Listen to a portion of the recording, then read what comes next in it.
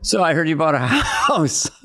Hey, Dana. I did buy a house, and it's always good when the house is on Google within 15 seconds. People's like, I've already seen your house. I never need to come over. I saw it online. All humans know where all other humans live, you know, because we bought a place in the mountains. And the business manager that we both have said, oh, you know, no reason to put it under a trust or try to hide the name. Everybody knows you're there. Isn't it creepy? Yeah, mine was under his name, my big fake, you know, house. And then they just figured out. So he's like, we don't even need that anymore. So. I don't know if I should say this, but my wife and I, you know, after you bought the house, but you haven't moved in, we actually camped out one night in your yard. Oh, you went to my house? Yeah, we knew where it was like everyone else. There was a lot of people there. And I go, get out of the way. I know the guy. You know, it's funny that there was a transient in there that the real estate guy just mentioned one day.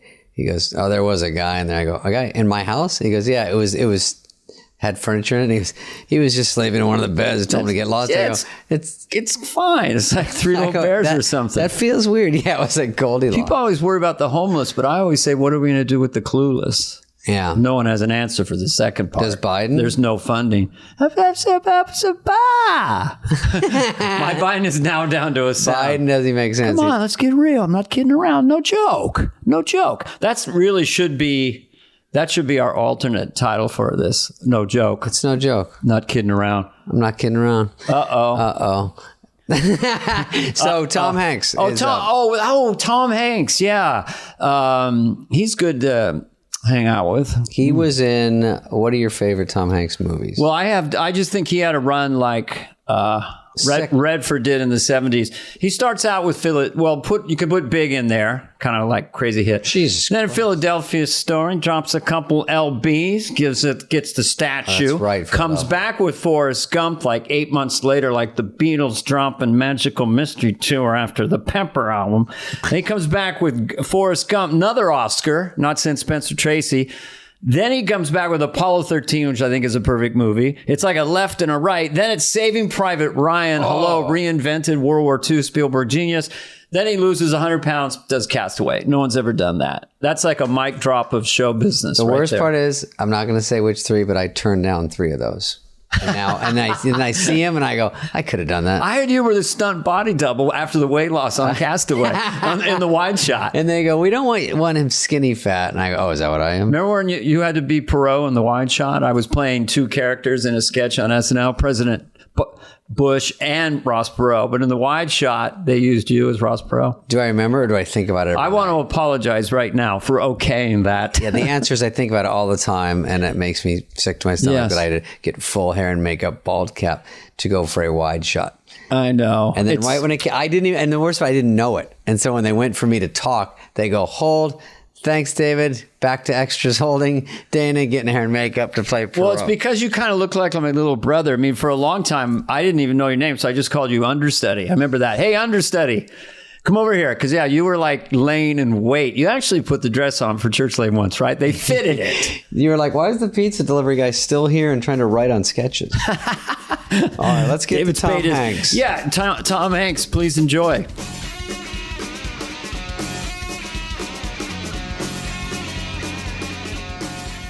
Remember, it wasn't that long ago to create content. You actually had to type a blog, you know? Now, this just removes all effort from it. All effort. Exactly. Welcome to my job. Let me get this straight. The 3 of us don't sit around all day anyway and crack wise. Yeah. And, you know, this is what we do all day long. Talk about Pretty stuff, much. sort of. Yeah. Dodge issues. That's when you're creative, when you're just hanging out, not trying to do anything. Then something So pops in your brain. our why prepare when we can just make it up mentality is now providing you guys with a healthy living. People love behind the scenes more than ever. Is that what we're doing behind the scenes? We having a talk about behind the scenes? Well, kind of. Because I got some lingering questions from Don't Shoot Me that I want to fire at. Yeah, I have a bone to pick about that. I worked with your former boss on that. Who, Levitan? The actor. Oh, the actor. Siegel? No. Who played the photographer with the beard? He was in I'm having a cranial plate shift here. He was in the Rico. He was in the Mr. Rogers movie, A Beautiful Day in the Neighborhood. Rico. Yes. God, how can you forget a name like Rico? You did. He was one of the most delightful human beings I'd ever come across. He's a sweetheart. He was a blast. We thought he looked like Cookie Monster or something from Sesame Street. And, how many years did you do that show for, Dave? That's a great question. Dana, in all his years, has never asked me anything about me. Well, I want to know what your back end was. No, that's the real question. I'm a numbers guy. That was old TV, man. You could have come in third place on that night, and you would have numbers now that would be heralded as, I got canceled with 24 million viewers. The Mickey Rooney Show, 1981. We had 24 million on a Saturday night. They said, "Get your stupid show and get off the lot." What numbers did they use to justify letting you go? I don't know. Maybe it was Mickey's handgun that he had at the ready at all times. His .38 revolver. No, I think that plays now. They show Dana's numbers on an abacus. They're like, each bead equals 1 million viewers. God, Mickey Rooney, Dana, you worked with Mickey Rooney. You worked with Burt Lancaster. You worked with Kirk Douglas. Tell me you made out with Sophia Loren on some movie at some point. Meg Ryan played my girlfriend on the Mickey Rooney Show for a few episodes before you got your claws on her in those mailman movies. I can't remember the names, but the mailman movies. Those mailman movies. Here Comes Mailman. I think that was the name of both of the films. Okay, I have a real question. Go. Yeah. I do too. You played a mailman. You dodged my question, David. You dodged my question. How many seasons of Just Shoot Me did you do? Oh, we did 6. And 6 seasons. That's huge. 148 high qual episodes. But what I did, Dana's real question is, after the first year, I was added on after the pilot, so I wasn't on the show. I watched it, and we'll get to you, Tom, in about 40 minutes. I was added, and then they wrote me in, and then we reshot the pilot. Anyway, after one season, they go, I try to sniff around for some more money. Yeah. And they go, hey, easy guy, we've had one lucky season. You're on against Friends and ER and like sort of a heyday of all these things. And by the way, if you were a substitute teacher, you'd love the pay that they were giving you. I was good, but then I thought it's not enough. Meanwhile, when I got it, I was ecstatic. So I was coming off about $600 a week on SNL. So I go, all right. Overpaid. And so I go, I want more. I demand. And they go, we would rather give you a piece of the show gambling. If you don't want more money right now, gambling that it won't go 5 years. We're betting against you. And I said, okay. And then later, a couple years later, I go, can I get some more money too? And they were like, good God. My interest was actually the quality of the writing and the performance on the show, but you went right to the bitterness of your deal. I was answering you went right Dana. to the amount of money. Oh, you were answering Dana. Tom, you and I are actors, and we understand a different mindset. Let me ask you guys a question. Yes. You're watching television, you with Rita, me with Paula. Do you ever find yourself seeing an old movie or TV show, you look up the guy's age or the woman's age, and then you look up their net worth? You ever done that, or is it just me? I must say I've never done that. Thank you, Tom. You're a decent person. You've never looked up how old is Kelsey Grammer? How old? We can make an estimation because we've been watching him since he had a couple of lines on every Cheers episode. Right. But that was a while back. So I know he's, I'm going to put him around our area. He's over 40 because that's how many years we've been watching him on TV. All right. I have a real question for Tom. I have a real question. And I have a real question for Dana. So we'll just go around. We'll just go around and around. I have a real question. You played a mailman in You've Got Mailman. Twice. And you played a FedEx guy. Do you feel like you're typecast? Yes, I do. I'm looking for that perfect DHL project. And I have an entire closet full of brown shorts, brown shirts, brown socks, and brown shoes. So when it comes time to play Mr. UPS, right, they come to me before they go to anyone. I think an Amazon worker who wins the company lottery and goes on Blue Origin. And goes up into space. How about that? Everything ends with space. Wow. Everything. Which when I think of you, okay, here's a statement. You can respond any way you want. Because I see you as a quintessential baby boomer along with myself. No, I was born in 1956, right. 55, beat you. I just Googled it. Anyway, first of all, when I think of you, I think of World War II. Yeah. The Beatles, because of that thing you do, and outer space. Yeah. Basically. World War II, Band of Brothers. Incredible. So here's a question for you as a 50s, 60s kids. If you had a choice, would you rather have a Super Ball or silly putty? Oh, man. Silly Don't putty. answer.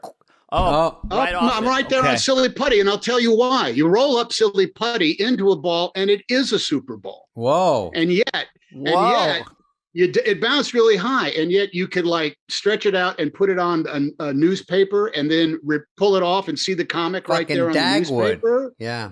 You could shape it like buck teeth and put it in your mouth. You could tear it in half and put it behind your ears and make your ears stick out. Silly putty, which should have been called super putty, miracle putty, because it could do miracle putty. It was developed at NASA, I believe. And who did not lose a Super Bowl after about 2 days? First one, right? Boing later, boing up on the roof, boing into the down into the culvert, off into the wash. Overrated or underrated baby boomer toy? Slinky. Overrated. Agree. Rock'em Sock'em Robots. Oh, underrated. Cool. Oh, underrated. Cool. Underrated. That was the gold standard. You could never live up to the commercial on most toys I got, like Evil Knievel with the zip SSP. What do they call? And it would go forward. Supersonic power. You'd pull the string in it, or and it would haul ass. It's hard to make it jump the Snake River, but it was cool. That was. You could get over a pile of books, with the right kind of like ramp. You had one of those? That was honestly, I became maybe because I'm older and wiser, I became a very discerning connoisseur of toy commercials that I knew were lies. Yeah. It's not that great. It took me too long. Hasbro were always lying. Okay, here, and I know, and I'm going to tell you why, because I could tell that on a Slinky commercial when it walked the stairs without a care, those were not real stairs. The treads on those stairs were only like 4 inches wide. So you take them home and say, "Oh, I'm going to make this walk down the stairs from upstairs down in the living room." Like a fool. Well, those treads are 11 inches wide. Damn. It would go down one, but then it would stop because it couldn't get over there and come all the way down. I'm adding Sherlock Holmes to the World War II Beetle outer space guy. I'm adding Sherlock Holmes to you. And as soon as you got that improper knot in the middle of the Slinky, where it was twisted over. the wrong way, Done. It never came back. It was over. Let me give another baby boomer quick conversational piece, because the formative years, David's a little younger than us, but kind of from 4. Does he look it? You fucking assholes. So. It's the years of abuse, my friend. I blame the ring light. You got to face the window. I spent a half hour on this. I have ring light poisoning. Even though this isn't going anywhere, only Tom will see You it. fair-haired boys don't age well, man. You just don't. We don't. My ancestors were in the caves in Scotland and Scandinavia and Ireland. My skin was not prepared for growing up in California. But this mic really works for me because the neck just left me a while back. The neck went nuts. I know. That's why you see a lot of guys wearing ascots, and kerchiefs around it. Yeah, like Nora Ephron, the great Nora Ephron. Yeah, no, I hate my neck. That's yeah.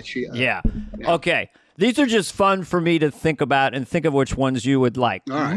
Movies and all. You could add TV shows too in your formative years that stuck with you. I got to put Wizard of Oz because I saw it when I was 3 or 4. Scared the shit out. Oh, yeah. The Flying Monkeys, man. Scared the fuck And out. The Witch. Why is that a kid's movie? It's so scary. It is so scary. Luckily, there was no Twitter back then. They would have colorized the early black and white portion of the movie because the network would have been afraid that, hey, it's in black and white. People will turn it off, and they would have colorized the first part. That's what they're thinking would have been. All right. So in 59 or 60, I don't know when these movies went on TV. I assume fairly quick after their theatrical release. The Day the Earth Stood Still. Didn't see it for years. Didn't see it for years. All right. Pass. Jason and the Argonauts. Oh, huge. All right. We got a winner. I know. If you look at that pound for pound, moment by moment, and you can talk about who was the guy that did the animation, world famous. His name will come up. Ray Harryhausen. Ray Harryhausen's stop animation. Between the Valley of the Titans with those huge statues that come to life, and the battle against the skeleton army.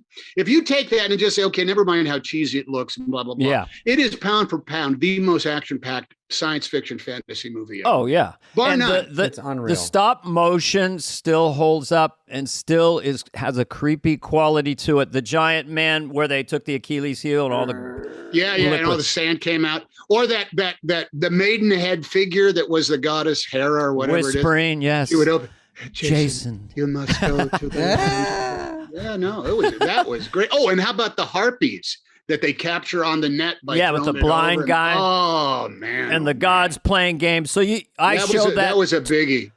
And I show that to my sons, at an appropriate age where it blew their minds. 6, 7. I think 8. Also you'll say, so you and I are watching this.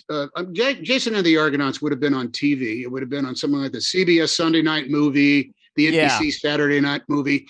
And because it had those commercials in it, we could pause our excitement just long enough to, one, develop essentially all the ADHD that we now carry with us. Right. Because our attention span needed a commercial break every 12 minutes or so. Yes. But it ended up elongating the night. So, an hour and a half movie would really be stretched out into 2 hours. And that was a full night of rock'em sock'em entertainment. And it's and it's great to have the commercials. I like the commercials. And, so not long. I'm going to say 66 maybe. Mm-hmm. The ABC Sunday night movie first started showing James Bond movies, and that was like, I have Goldfinger on here as are you crazy? Seminal. That was insane. It was so great. But Bridge Over the River Kwai. Over the River Kwai is shown in 2 parts on Sunday night and on Monday night. On Monday, every guy at school is walking around whistling the Colonel Bogey March. Can you do it? Dude, I can't. Yeah. So we're doing that, and we are. Well, no, it's actually a very famous musical march. But here's the thing: that David Lean shot that thing in the widest screen possible, but we watched it in essentially 350 lines of bad video scan. Analog, and with a feature called pan and scan. So that a scene that on the screen would have 3 people in it talking in the jungle, pan and scan would be on William Holden and then slowly automatically move over to some other guy. But you could not have convinced me, based on 2 nights with commercials and pan and scan, that Bridge Over the River Kwai was not the greatest motion picture ever made. For a couple of weeks until I saw something else. Oh yeah. So I knew I'd floor you with these. I knew. You have an SNL question? David, do I have an SNL question? Well, I had one. Well, you guys did the comedians. Were you in that one together where you played comedians? Oh, I remember that. Yeah, Smigel wrote that. That was one of the first things Smigel got on the air. The stand-up guys. I would just say, when Tom came to SNL, he was, I just made notes. No shit. He was the most like a cast member to me. Like, he felt like a cast member. That's cool. The first time I did it, I was wickedly excited. The second time I did it, I wasn't very good at all. But the third time I did it, which is when you were on, by that time I knew what not to do and how to save your energy and how to participate. Oh yeah, it's an incredibly difficult thing to host. Much easier to be. Yeah. So Smigel, Robert Smigel of the comic, talk to him all the time. Genius. Absolute genius. He came and said, "Listen, I wrote this thing about comedians who always say, I mean, come on. I mean, hey, they're why do they do this? Why would they do that? And he wrote in a joke that was like, hey, what's the deal with socks? And Dennis Miller, the comedian par excellence, says, hey, man, that's Jerry Seinfeld's material. You can't take that from him. He was adamant. He says, you cannot take a comics, great bit and blow it out on TV. He'll never be able to use it again. And Smigel was like, it's old, man. He won't miss it. He said, no, man, you can't do this. So we called Jerry Seinfeld. To find out. And I never met him, but we're in the famous people's club. Hey, you're famous, I'm famous, so we can talk to each other like we know each other. It's all a lie. Right. Yeah. And I said, listen, I'm on SNL. We're doing this thing about comedians. I'm like, hey, what's the deal with the socks? But if you're still doing the sock bit, we'll come up with some other joke. Rude way to put it. I said, I really appreciate the call. Quite frankly, that's been retired from my act. If you guys want to do it, you can go ahead and do it. I don't care. Very great. Hey, what's the deal with a date on milk? It was that guy. Hey. And then later when Jerry came, when he was hosting, we did some kind of game show with him where we did jokes. Hey. And I had a joke that actually worked. It was like Gilligan's Island. What's up with Gilligan's Island? If the professor can make a radio out of a coconut, why can't he fix a hole in the damn boat? Fucking true. So it was actually a good joke. That's a good joke. What is the deal? I don't know where I'm going. It was brilliant. And I do believe it was one of the first things Smigel got on the air. You can ask him yourself. I remember, and I was doing this, somehow this came up with someone the other day. We were playing, you guys, Smigel wrote it probably, but you were playing a guy who worked at an electronics store from the Middle East. Yes. And the idea that inside these gadgets, they were like kick-a-day generic gadgets, but inside they had Sony Electronics. Sony and Guts. Sony Guts. Which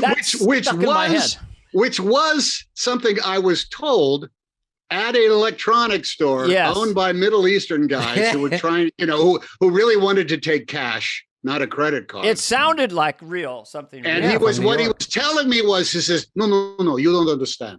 All of the electronics come from one single place, and everybody makes their electronics from this place. So this is actually Sony Guts. He said Sony Guts. We said it 300 times in that sketch. Was it Sabra? He's got Sony Guts. It was Sabra Shop. Yeah, that's He's got Sony Guts. He's got Sony Guts. He's got Sony Guts. No. Look. That's what he said.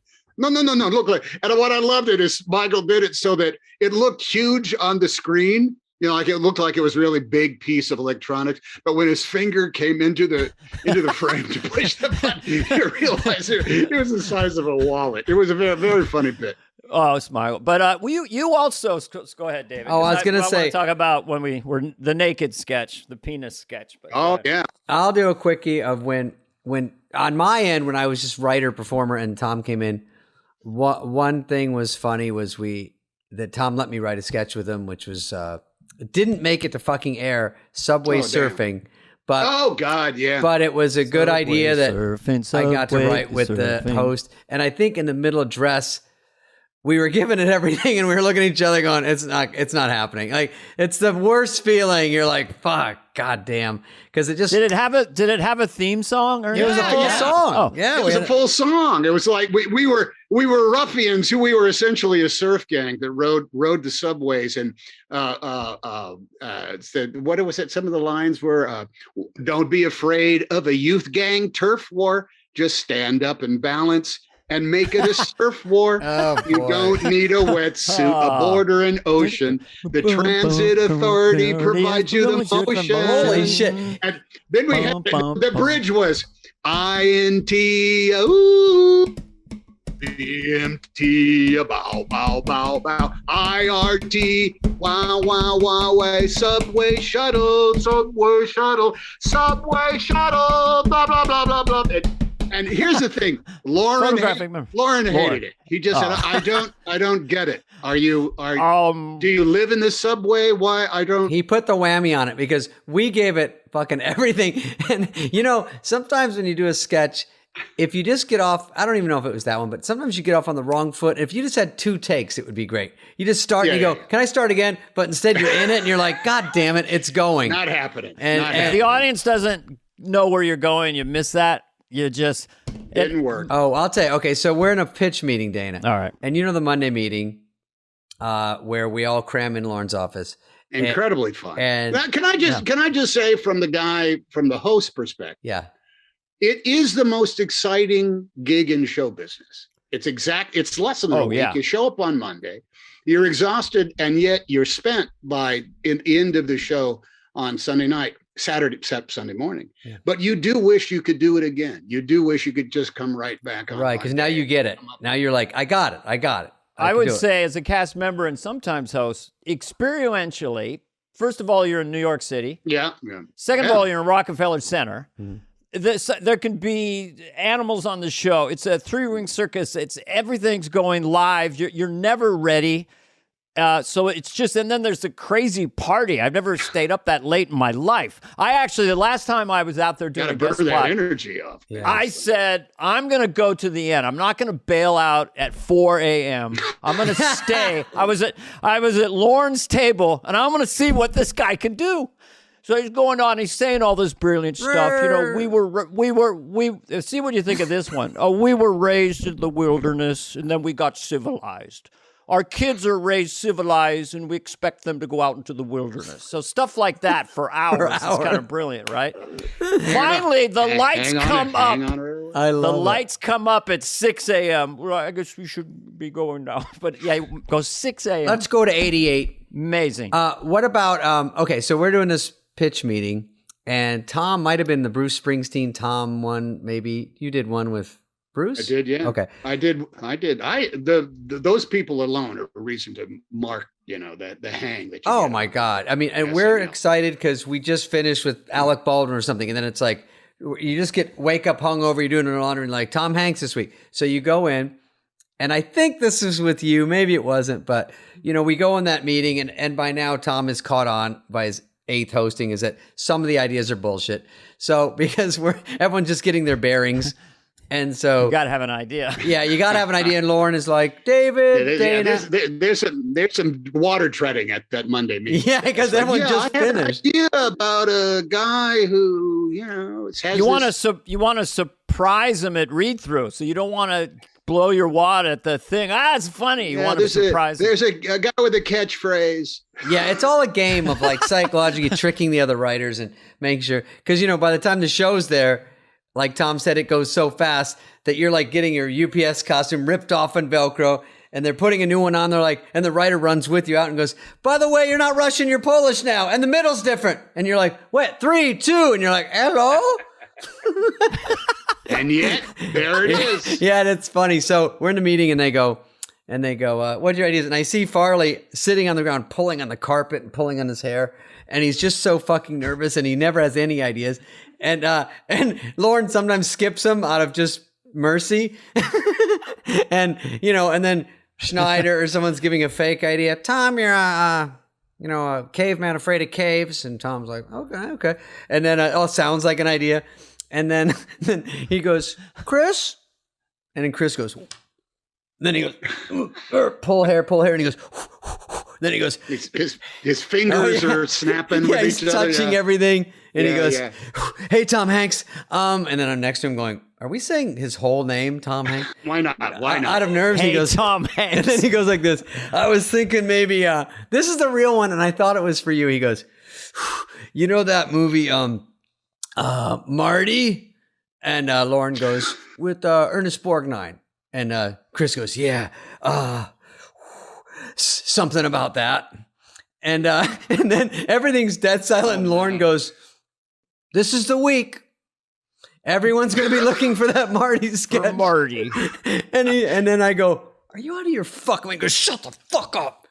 And I see it written like with a crayon, Marty. I'm like, and he goes, I saw it the other night. I go, what does that have to do with Tom Hanks? He goes, shut up. You don't know fucking anything, dude. And then we leave and I go, hey, I don't know if are you going to go write up Marty? And then the rest of the week, everyone's like, what's the status of Marty? Is Tom going to gain weight for it? Brutal atmosphere. So funny. Nothing like it anywhere else in show business. This is the other thing. There is no gig. There is no hosting thing. There is no cameo that you do that is like being on Saturday Night Live. And I think that's still, that's the reason why people still come out and say, I can't believe it. Here I am on stage on Saturday Night Live. And the audience always whoops. That's the beginning of the roller coaster, the monologue. You're like, do you guys think that it was unintentionally a bit of a reality show because you're putting Michael Jordan on a live sketch show, and I'm behind the slat with Michael Jordan. I can see he's a little tense, so I'm going, Michael, just if you have to, just look at the cards. Yeah. Or you're with Sting, we're going to go into the scene, and he looks at me and goes, how's my hair? How is it? So there's these, the high wire act of Wayne Gretzky or Joe Montana. I love the one where he was essentially a hockey player in Hawaii. Yes, and he's so good. And he flipped a burger off a grill, and Phil Hart said, "How did you do that?" And then he sang a song, didn't he? I mean, yes, he did. He was surprisingly charismatic. Oddly, a lot of times the stuff is not hilariously funny when it's on. Yeah. It's still worthy of repeat viewings and examinations. Because there was one where Will was Janet Reno. Hey, And, he was in a dress and he had that little bit of lip gloss and, he was threatening everybody and punching everybody. And then you guys got the actual Janet Reno, the Attorney General of the United States of America, to bust through a fake brick wall and yell, it's clobbering time. Do you remember?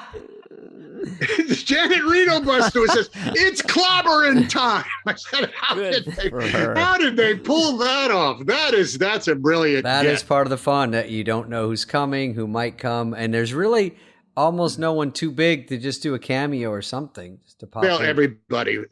Okay, so here's a question for the two of you guys. You're on the show for a long time. And you guys kind of like became 7 years. You became David Spade, and you had the Hollywood Minute that was immediate. I don't know if that was your immediate every time you were on you got a nickel. And then Dana, you started with the church lady. I don't want to. Okay, so how long you were on? 7 years, Dana. David, how many years 6. You were on? All right, what is the day like after or have been told that you're not on SNL anymore? This is a great paradox of show business that I'm fascinated with, because you can talk about the highlights. It can all be, this is your life. And then Dana, you played drums for Wayne World, but that's the yin. The yang is your aces. You're at the top of your game. You have established yourself. You've taken the beachhead. You've landed on the moon. You've done all those things that you never quite believed would actually happen, and yet you had faith in yourself to make it happen, and then it did. And 12 hours ago or 24 hours ago, you knew you were going to be on SNL. And at noon on a day, that, okay, I'm now going to move on to the next chapter of being funny and what I do for a living. How long does that last, and how do you get through it? Well, I can only say for myself, like when I got on, the idea would people were going to leave and be movie stars. I mean, I think Eddie Murphy did 3 years. Other people did 4. When I left at 7, John Lovitz left after 5, and Dennis. I stayed till 7, and it was sort of all the forces at play. I got almost too big because of Bush, Wayne's World, and Perot. So there was so much coming at me, but I feel like I really was just catching my stride.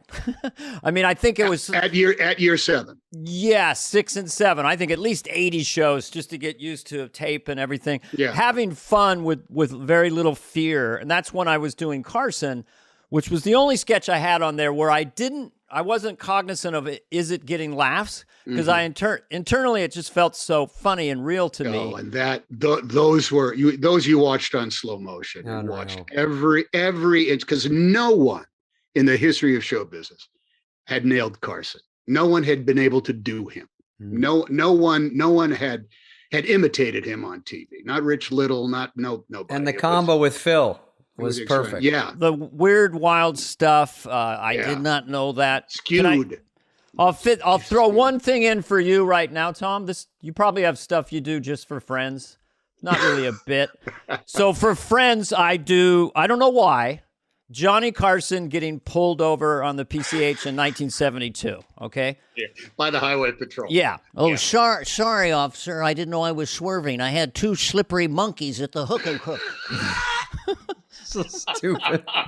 So it's the cocktail and the establishment. Sure. Go on YouTube and see one of his Karnak the Magnificent bits. Fucking love Karnak. He opens an envelope to his forehead and he says, "Sis boom ba." Yeah. And Yes. and I know Ed that's says one. "Sis boom ba." And he opens it, blows on it, pulls it out. Yeah. He says, "What does your sheep say just before it explodes?"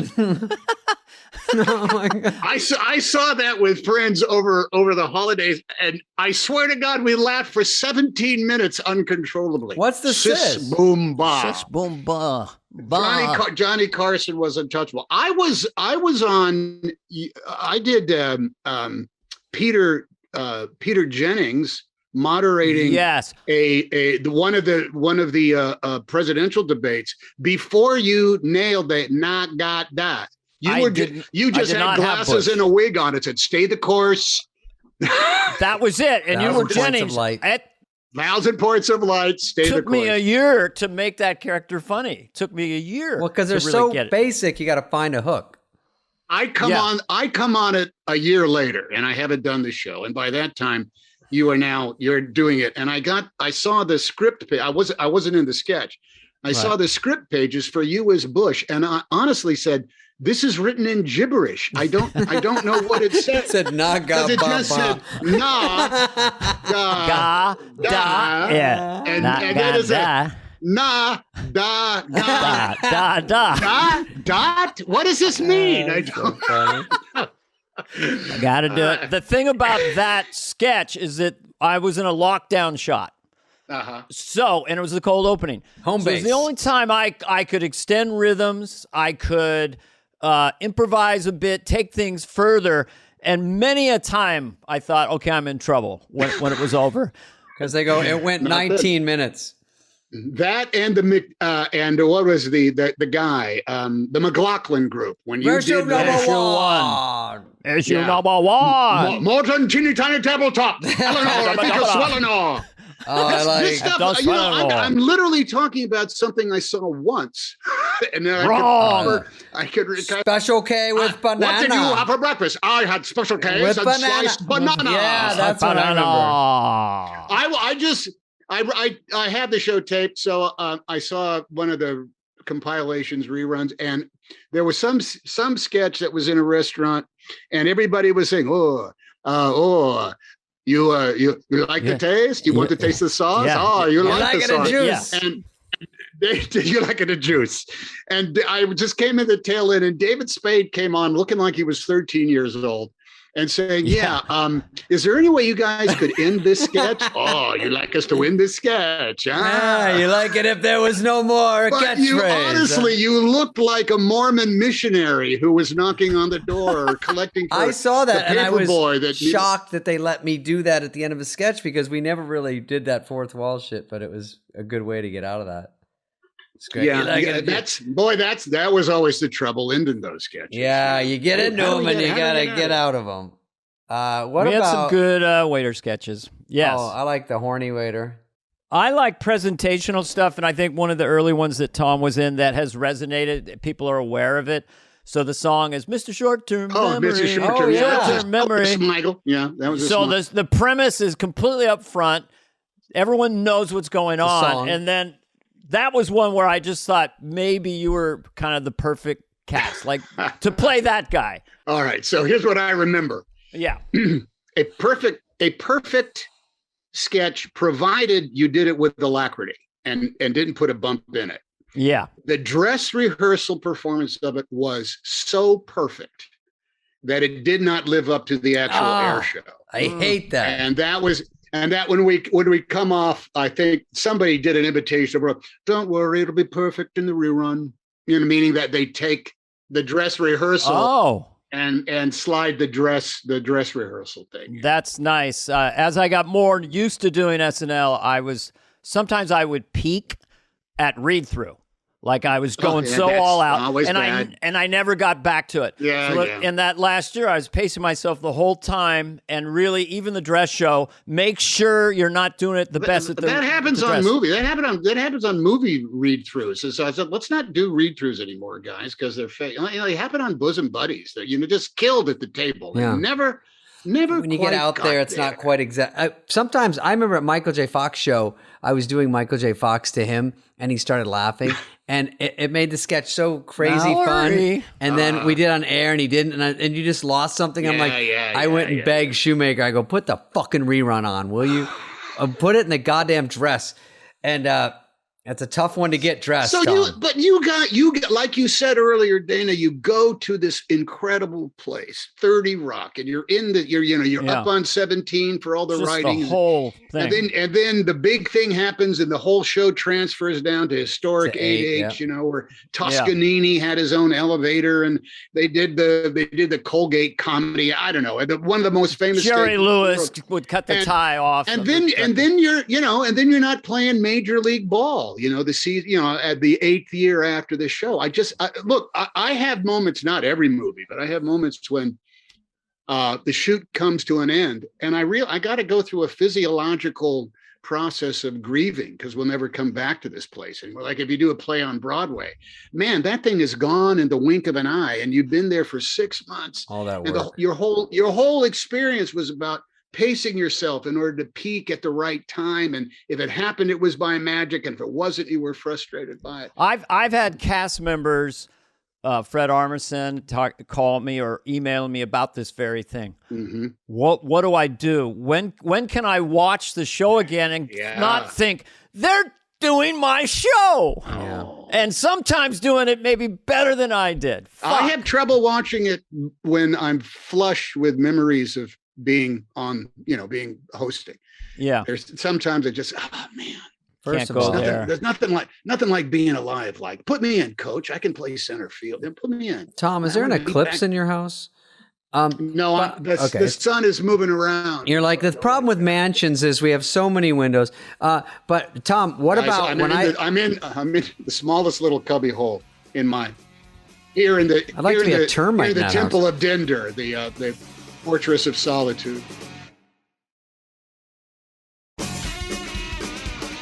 I wish I'd stayed a few years longer, but in those days, but you can't. I mean, there is this, it's like, Stan Musial, Sandy Koufax walked away from the game. I don't want to keep using sports analogies, but at some I love point, them. At some point, you got to go. I could do it, but there's an aspect of it here that isn't going to be good for the Tom. psyche. When I left, and Dana, you can listen. When I left, thank you. You can hear what I tell Tom. That it was starting with writing on yellow pads. We didn't have computers or anything, and learning how to write a sketch and going through that whole process of getting to where I could kind of write a sketch pretty well. I was never like a super SNL guy, but at least I got to the end where I kind of had my moments. And then when I left, the hard part was almost anything I did, first of all, was never as hard. And it was hard to find people that were as good per capita as everyone around me, because I had the writing of Jack Handy and Downey and Smigel and Conan and Bob Odenkirk and Greg Daniels. And then I got these guys. We came in, forget, me and Rock and Farley and Sandler and Timmy, but we've got Dennis and Dana there and Lovett, and they're fucking great. Yeah. Phil and Jan. Mike Myers. Yeah, Myers. It's every season is some form of a murderer's row that you cannot create that atmosphere. When you come close, I mean, that's about the highest thing I could say. I felt that way about doing Broadway on Lucky Guy. We had 14 people in the cast, and I just said, this is as good a hang as SNL. This is the same kind of like group of people who are both merciless and filled with nothing but a brand of love and respect. You kind of know it too, because you go, if I can even, because at first at read through, I was like, I just can't have my sketch be so shitty that everyone goes, what the fuck? I just want to blend in. I don't even want to get on. I just want them not to go, Jesus Christ. Hey, stand up. Who was this? Because I was new, and I my first sketch had 18 sets. No one even tells you. I'm just like, don't do that. And then they go, whose sketch is 27 pages? I'm like, for the audition process, did you have to go and like hang out for like that afternoon with everybody in order to see if you could handle kind of like the environment? Dana lived with when you were Lauren still auditioning for it. I auditioned in LA. I'd auditioned twice before. I followed Kennison at the Comedy Store and bombed for SNL Lieutenants. And then it came around again in 86. I thought, I'll give it a shot. But I played a little club on the West Side that Rosie O'Donnell was headlining. And then I'm going on. I knew Lorne was going to come see me. Never met him before. And then in comes Brandon Tartikoff, the head of the network. Ooh, and tartar sauce. Cher of Sonny and Cher. Get out. So they sat down, and then they go, now Dana Flarfo. So that was kind of now ding dang bong. All right. So you're talking about critics. Here's my question for you, Dana Carvey. Sure. I can't remember when you told me this story, but we were comparing notes on San Francisco, and I had not lived there for a long time, but it really did become this kind of like hotbed of a type of stand-up comedy. Because what was the main venue there? Was it the Boarding House? Was that what it was called? Well, early it was the Boarding House, and then the Punchline was the first comedy club that came in, and then we had the Intersection. Depends what era, but in the 70s. When I was at San Francisco State, it was mostly the Holy City Zoo on Tuesday nights. Holy City Zoo, okay, yeah. There was a few of them, Okay, so, but now you are Dana Carvey, and you're playing the main room, whatever that thing was, the main, maybe it'd been the Golden Gate Theater, the Current, or something like that. Yeah, the Great American Music Hall. Great American, might have been that. And here's what you said. I said, oh, are you still gonna, you'll go back and do that often in San Francisco? And I said, I used to. But I'm not going to do it anymore. And I said, oh, why? And you told me this story. You performed in front of an absolute huge sellout crowd. Yes. You killed. You left to like 17 standing ovations screaming more. They wouldn't let you off the stage. You said I could not have had a better reaction from an audience at a stand-up comedy. It's one of the best shows I've ever done. I feel that deep inside my soul. Right. And the critic the next day wrote, Dana Carvey rehashes old material in pedestrian bombs or whatever. Yeah, it was whatever. Horrible. Yeah, Gerald Nachman. Okay, I didn't want of the San Francisco Chronicle, I'm guessing, right? And there you have it. There you have this other thing that goes into it.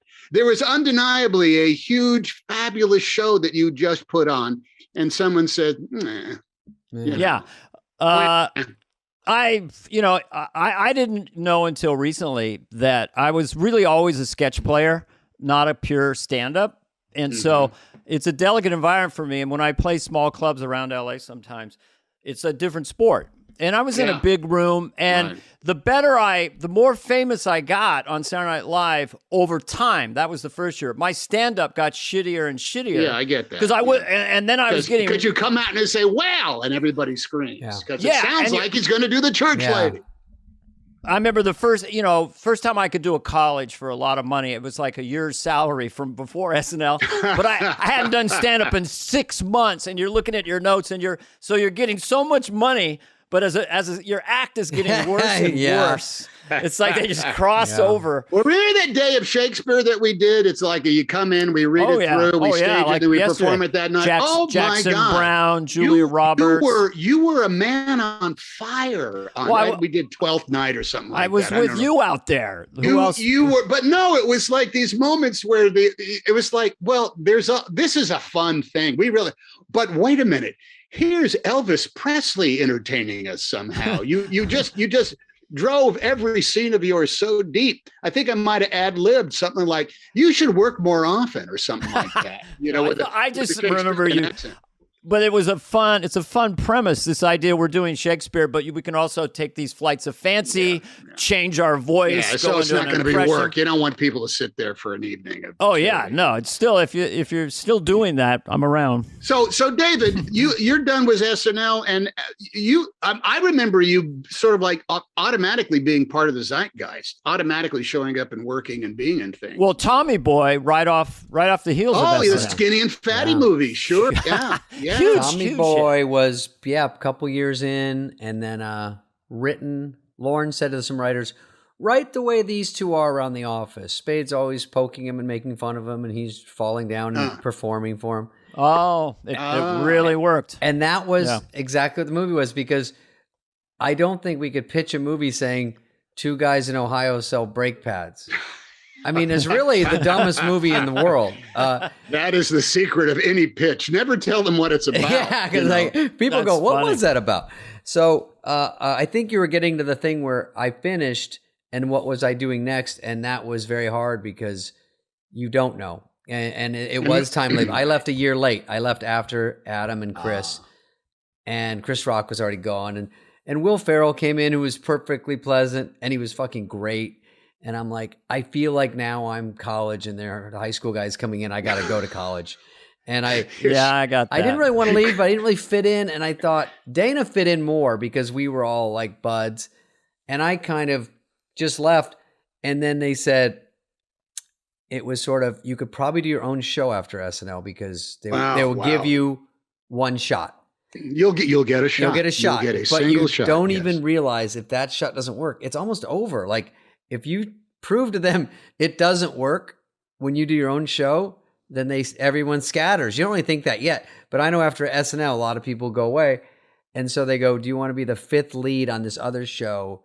But people like it, and NBC likes it, and Brandon Tartar Sauce likes it. And so they go, if that works, I'm already 90% there because they already like it. There's a good writer from Larry Sanders and blah, blah, blah. Yeah. So and you had a persona. You developed a persona. And if I did my own show, I'd have to hire a Spade guy to run in and do jokes and leave. And it just was a good fit. Yeah. The safety of a quality ensemble. But you mentioned Chris Rock. This was a guy that, I mean, he just remained Chris Rock and ended up changing the art form in so many ways. Yeah. Without getting that kind of, here's the Chris Rock show, here's the thing, here's the movies. He just kept, being that kind of like poet laureate of stand-up. But I remember him as Nat X, the talk show host. The week that Andrew Dice Clay was on the show. Yeah. He says, Andrew Dice Clay, I got it. What does he say? I got a limerick for you. There once was a dude named Dice who looked like Don Johnson on steroids. Blah, blah, blah, blah. My big black foot in your ass. Yeah. When Rock left, he went to the back door of a stand-up special to come back, and he came back huge. We talked to him the other day, and stand-up is, sorry, go ahead. Yeah, we just did saying talk to him the other day. He was at the lowest part. He left SNL not feeling good about it, and then he went to In Living Color, and then they got canceled. And he was like, I was nowhere. And he goes, hard to imagine In Living Color getting canceled, but I guess. Yeah, he said when he went on, Damon or Keenan wasn't there, and it was just a ragtag crew. And so it had its greatness, and everyone just kind of jumped ship. So did you see his documentary about hair? No, I heard it was because great. He's got daughters and stuff. Like, guys, it's mind bending. It's literally a window, a portal into a world that we don't know anything about. Yeah. Yeah, his resume, because we interviewed him, and is massive. What he's accomplished and the chances he's taken and the specials he's done. Mm-hmm. It's exhausting. There's only one other resume that I read that made me had to take a nap, and that was yours. That's just because I'm look at these Tom Hanks movies. Been around, man. I just You're been like, around. but wait, there's more. That's what it should say. My wife and I watch Bridge of Spies. That's in our rotation. Oh my Lord, that's that's like a perfect movie. I'm in the thing now. I'm able just to say now, that'd be a blast. Let me do that. I'm lucky in that way. And that was one of them. It was just played into every one of, look, I read that stuff for pleasure anyway, that type of history. Yeah. And I got to go back to Berlin. What was great about that movie is, we're talking, the whole thing is about the Bridge of Spies, which was this very specific bridge that in the day had a white line down the middle of it that said communist on this side, free world on this side. Yeah. And that's where we shot it. I mean, we were literally right there where all this stuff went down. You can do that somewhere. Yeah. That was crazy great. Crazy great. Greyhound, sorry, because it's so recent. Loved it. Oh, Greyhound. See? You must hear from people who just love. We don't get old-fashioned World War II movies enough. Well, the thing I've heard that has been really very, very, very rewarding for both me and Aaron Schneider, who directed it, is we hear a lot from Navy guys. I'll bet. Yeah. Who all say no one bothers with the particulars of the Navy. The North Atlantic. But you guys did. That's the Navy, right? And you there. captured the rudimentary technology, and you as the captain trying to decide, do we go left or right? The tension of that and the cold. We had this problem when we started shooting it. We shot it in Baton Rouge. And it's like some form of, studio or whatever says, listen, what is the dog watch again? And what is mid watch? Well, that's the name of the replacing shifts, because everybody comes and stands their watch for 4 hours. He said, do we really need 4 watches? Can't we just have the same guys there all the time? And I said, well, you can, but then look what we lose. We lose the sense that Krause has been on the bridge that entire time. And then we only have the same faces over, and we don't have a sense of the passing of the days. He said, yeah, it's just really expensive to hire all those actors. That's what it boiled down to. Who's that guy? That's just AD guy. Hey, I don't think people realize production unit manager. How hard it is to get a movie right, beginning, middle, end. You can read it, it's good. And then in the editing or in the casting or in some way it falls apart. And I think, like, even myself, I probably have only 30 movies that are great, top to bottom. And I think I got 4. I'll say I got 4. So I have 26 more. I think 4 are pretty good. 4 are pretty good. 4? I can think of 4. Yeah, that's just 40. from the early 90s. That is always Bachelor something in there. Party. I think, look at that. Oh my. Fucking Bachelor Party. Don't sleep on that. Guys, I am driving with my wife. We've been married for a year, and we're in a car, and we're driving through the wilds of France and Italy. We stop at an autoroute place to eat. The Autostrada, the main highways in Italy, and it's like a Howard Johnson's. It's like this big place, except the cafeteria. It's the greatest Italian food you'll ever have, because in Italy they cannot serve bad food. They don't live that way. So we're having this fabulous feast of self-serve Italian delicacies, and there was a big bus outside that was, believe it or not, the Puerto Rican national baseball team that was going around playing exhibitions of American baseball by way of Puerto Rican players in Italy. And we're sitting there eating. I'm putting oil and vinegar, and one of the guys just, bachelor party. Fuck yeah. And this is like 7 years after bachelor party. And they said, we were just watching it in the bus. Yeah, right. They're driving around Italy playing baseball, watching bachelor party. In the all bus, my movies were for buses after. of athletes. They would all say, we watch on the plane, watch on the bus. We watch when they were VHS. Okay, all right. So let me tell you the story about one of the Here Comes the Mailman stories. Okay. Movies. Okay. Yeah. This is absolutely 100% true. This happened. All of our kids were little. And so Rob and Michelle Reiner and Rita and I say, hey, let's take the kids to Disneyland for a day. They're young enough to really enjoy. I said, okay, that would be great. So we work it out. We're all going down in the same car. The kids are so small they can fit in the way back. So there's Rob and me and Michelle and Rita and the kids. We spend the day at Disneyland, and then we're coming back up the 405, and we get stuck in, heavy traffic, and we're just slowly going along from here to there. Now, Rob and I appeared in Sleepless in Seattle. We had a bunch of scenes together. Applause. And we remember this is fine. And we've been friends more or less ever since. And as we're inching our way through traffic, here is one of those, it's the airport flyaway bus, You land at the airport and you can get on one of these buses and it'll take you to a terminal somewhere else, or vice versa. So there's a bunch of commuters on a bus stuck in traffic going to or from the airport. And it's one of these brand new major buses that is showing a movie on screens up, for everybody just to blow time. And you kind of edge up to the bus, then fall behind and go ahead of it. And the bus, we're just doing a do-si-do right next to each other in the same lanes. And Rob says, "Hey, they're showing Sleepless in Seattle on that bus." So we said, this is hilarious. Maybe let's try to be next to this bus when our scene comes up, so we can watch it on the thing.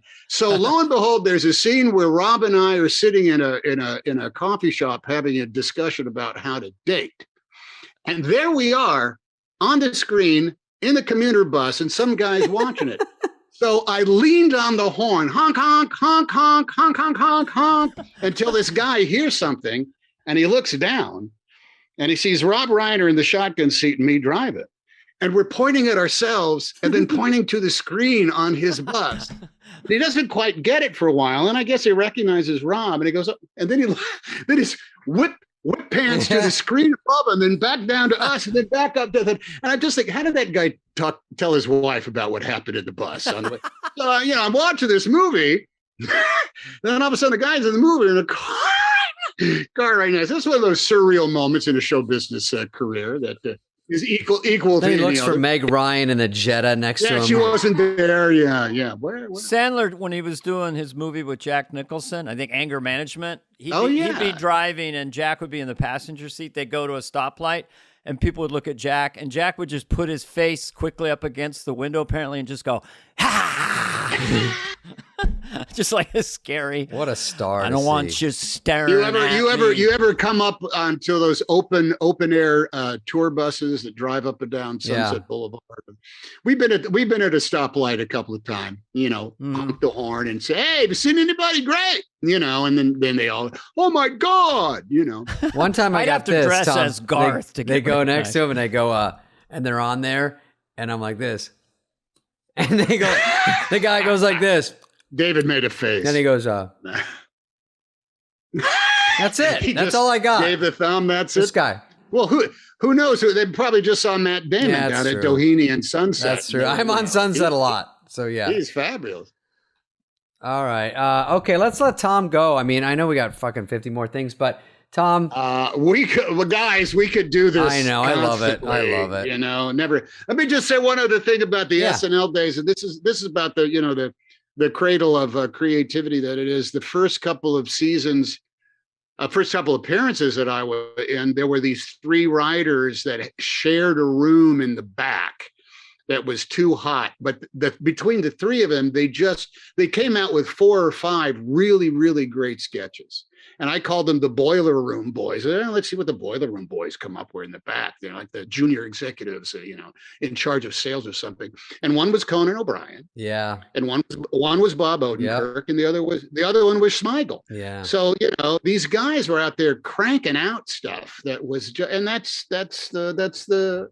why the experience is unlike any other in show business. You come across those kind of talents at the moments when the place where they're just proving themselves, and then the other place where they have proven themselves so much that it's like on Monday, say, "Yes, is there any way I could do the Being the Liar sketch?" You know what's really good? 2021 is the first year that John Lovitz only drops your name once a day now. What do you mean? When we did the first season, and I knew he was from LA, and I knew he had been a messenger before he got the gig through the Groundlings, and I said, "Want to go have lunch?" So he and I just walked down to the Yoshimura noodle bowl restaurant. I've been there. And so 2 of us are just sitting there, eating our noodles, and John's already saying, "Yeah, that's the ticket," and I've got enough cred that I've been invited to host for the first time, Wow. And yet it was just, kind of like down there saying, and hey, is this a pickle or what? Can you believe this kooky thing that's going on? Were you doing League of Their Own yet or not? Oh no, that was long before League of Their Own. I think I had just done. I would say Nothing in Common, maybe. Is that with I Gleason? can't remember.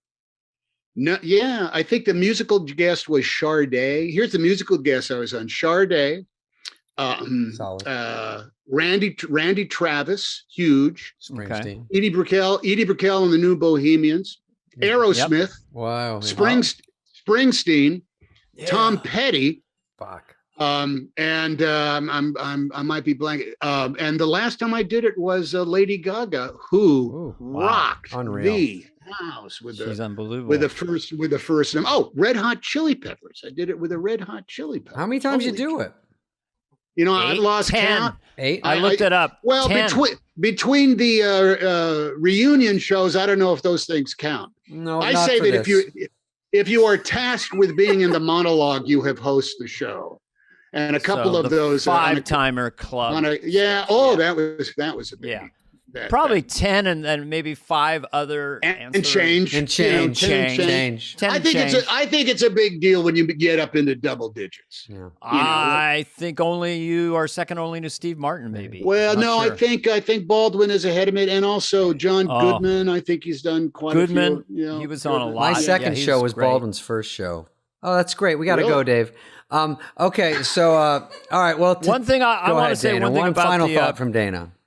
the read through when hosts come in and are going to cold read 55 sketches for It's 4 so hours. ridiculous. The most exciting 6 hours in show And business. people like you, John Goodman, Danny DeVito, I could mention a lot more, where you're listening to them cold read and watching their choices on the fly, Yeah. being just great. It's like school. So it's a real skill to be able to read that well, you know, and cold read. You know, the writer's going, Tom, as you go to the read through, you got to play it slow down at the end on the waiter. You know, you come in later. You know, Or you're reading it wrong and you see the writer like this over there going, Well, as you've hosted now, you then have been in Lauren's office immediately after the read through, Yes. and all 55 sketches are up. Yeah. Their titles are on cards. Yeah. and you just go through each one.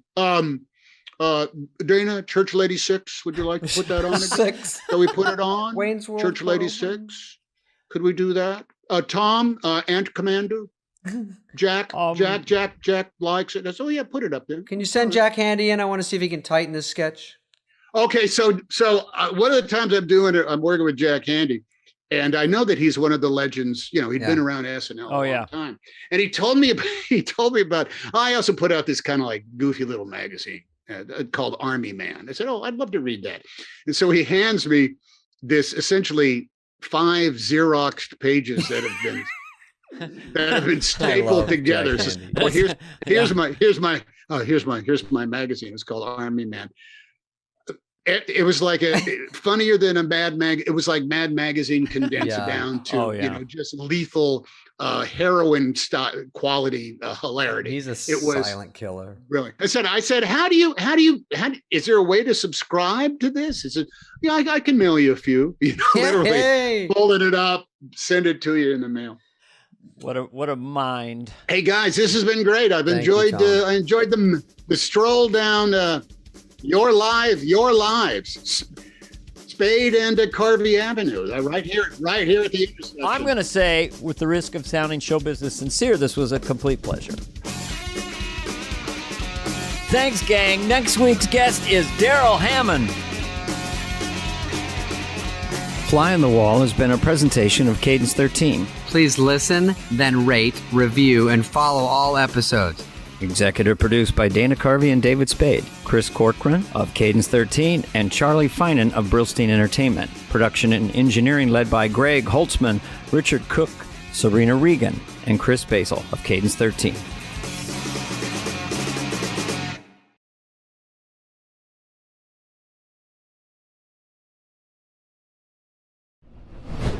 I'm just allergic to In the. San Ynez, to the there's bites. tons of tarantulas. I hate it. And they're like this. Get fucked. And they go, it's mating season. And the thing is going like And then they look at one you. foot every 2 minutes. I go, what is he sprinting towards someone to have sex with? Because Dude, talk about the slow plays. Like, no, they really walk weird there, but they're slow. But they're in our house up there all They of a go like sudden, this, too. creeping around.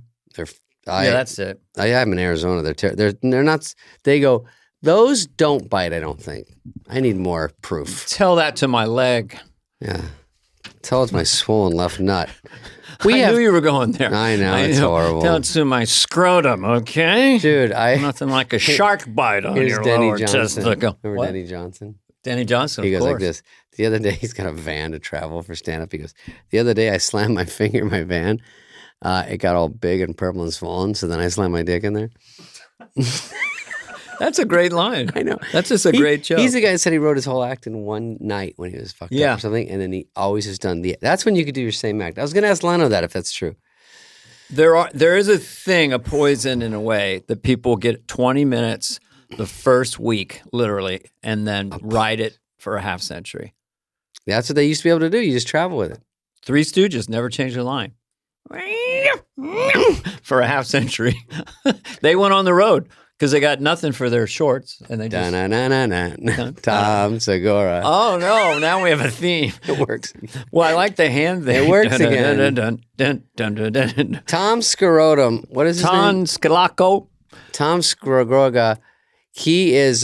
Tom Segura. He's Bert Kreischer's friend. Ooh, we're buddies. Gross. 2 bears, 1 cave. You think by this point they could buy a second cave, okay? You know, I went to Sunglass Hut the other day. I go, this place is doing pretty well. I think they can move into a building. Tom Segura. Does well. By the way, incredibly everyone at funny. the airport looks like Bert Kreischer. I realize it's these big dudes with hats. Where's I Gate know. 18? I'm like, hey, Bert. know. Hey, Bert. Everyone's Bert. He Then did 2 who's- bears. You did Bert's podcast, right? I did the half a cave and a kind of bear guy or something. I did one igloo. I was in Tom Segura's seat, I guess. Ooh. So I did 2 hours with Kreischer. Jesus Kreischer, Carvey. That is good for Dennis Kreischer. Yeah. Jesus Kreischer. Tom Segura. Forget about Bert. This is Tom Tom. Segura. Well, let's just state some facts. The guy is a great stand-up. Yep. Great stand-up. Check him out on Netflix. Great podcast. Got in early. Does with his lovely wife, Christine. And they have a big one called Your Mother's House. Right? Early adopter was getting, we're going to break this down in this. You're going to listen shortly. Yeah. You're going to shut up and You listen. Shut up and listen. But we're going to break down how he figured out the podcasting thing and what do you call it? You know, the knots are like 2000, 2010. What is 2010 to 2020? What do you Those call are that? the teens, I think. That's the teens? What if it's 12? You fucked me, man. I don't know. Were you saying something? I don't know. Were you Well, it was like 2012 or 13. He was really getting into podcasting. Yes. And he's a scientist about how it influences your draw on the road. And we break all that down. Oh, we break down he's on things a a lot. worldwide tour called I'm Coming Everywhere, which is a funny title. And he rakes in cash. Tour, podcast. He tours around the world, Tom Segura. Still some more money in the gutters. Yeah. And then there's stuff in a trash can. Get the lid off. Kick the can.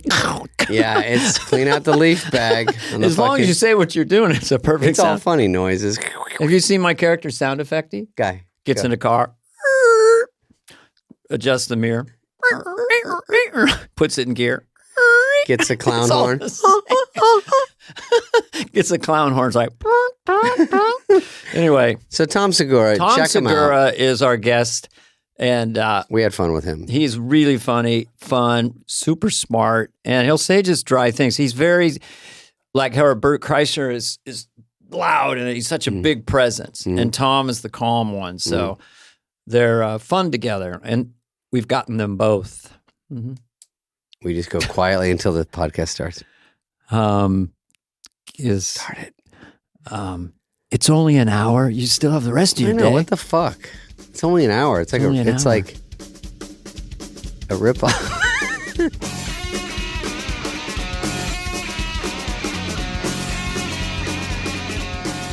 I don't know why when we execute prisoners, it doesn't go well half the time, and they come back alive. They and stuff. don't I mean, have it wired. Can you choose to be exploded or just hit in the head with a sledgehammer or Mike Tyson with a free punch? That's how I want to go out. That's it. That's a great idea. And I don't That think they is. really give you choices anymore. And they should. You should be able to say, You should pick from 100 things. how would you want to go out? Well, first I would Wow. want to just chug a quart of vodka, probably. I mean, I'd want to get really anesthetized. I've had operations where I'm coming to on morphine, and they could have just chopped me in half. I couldn't care less. So I'd get vodka, morphine, Yeah. and then I would try to run 100 miles in the desert. Oh, okay. Jesus.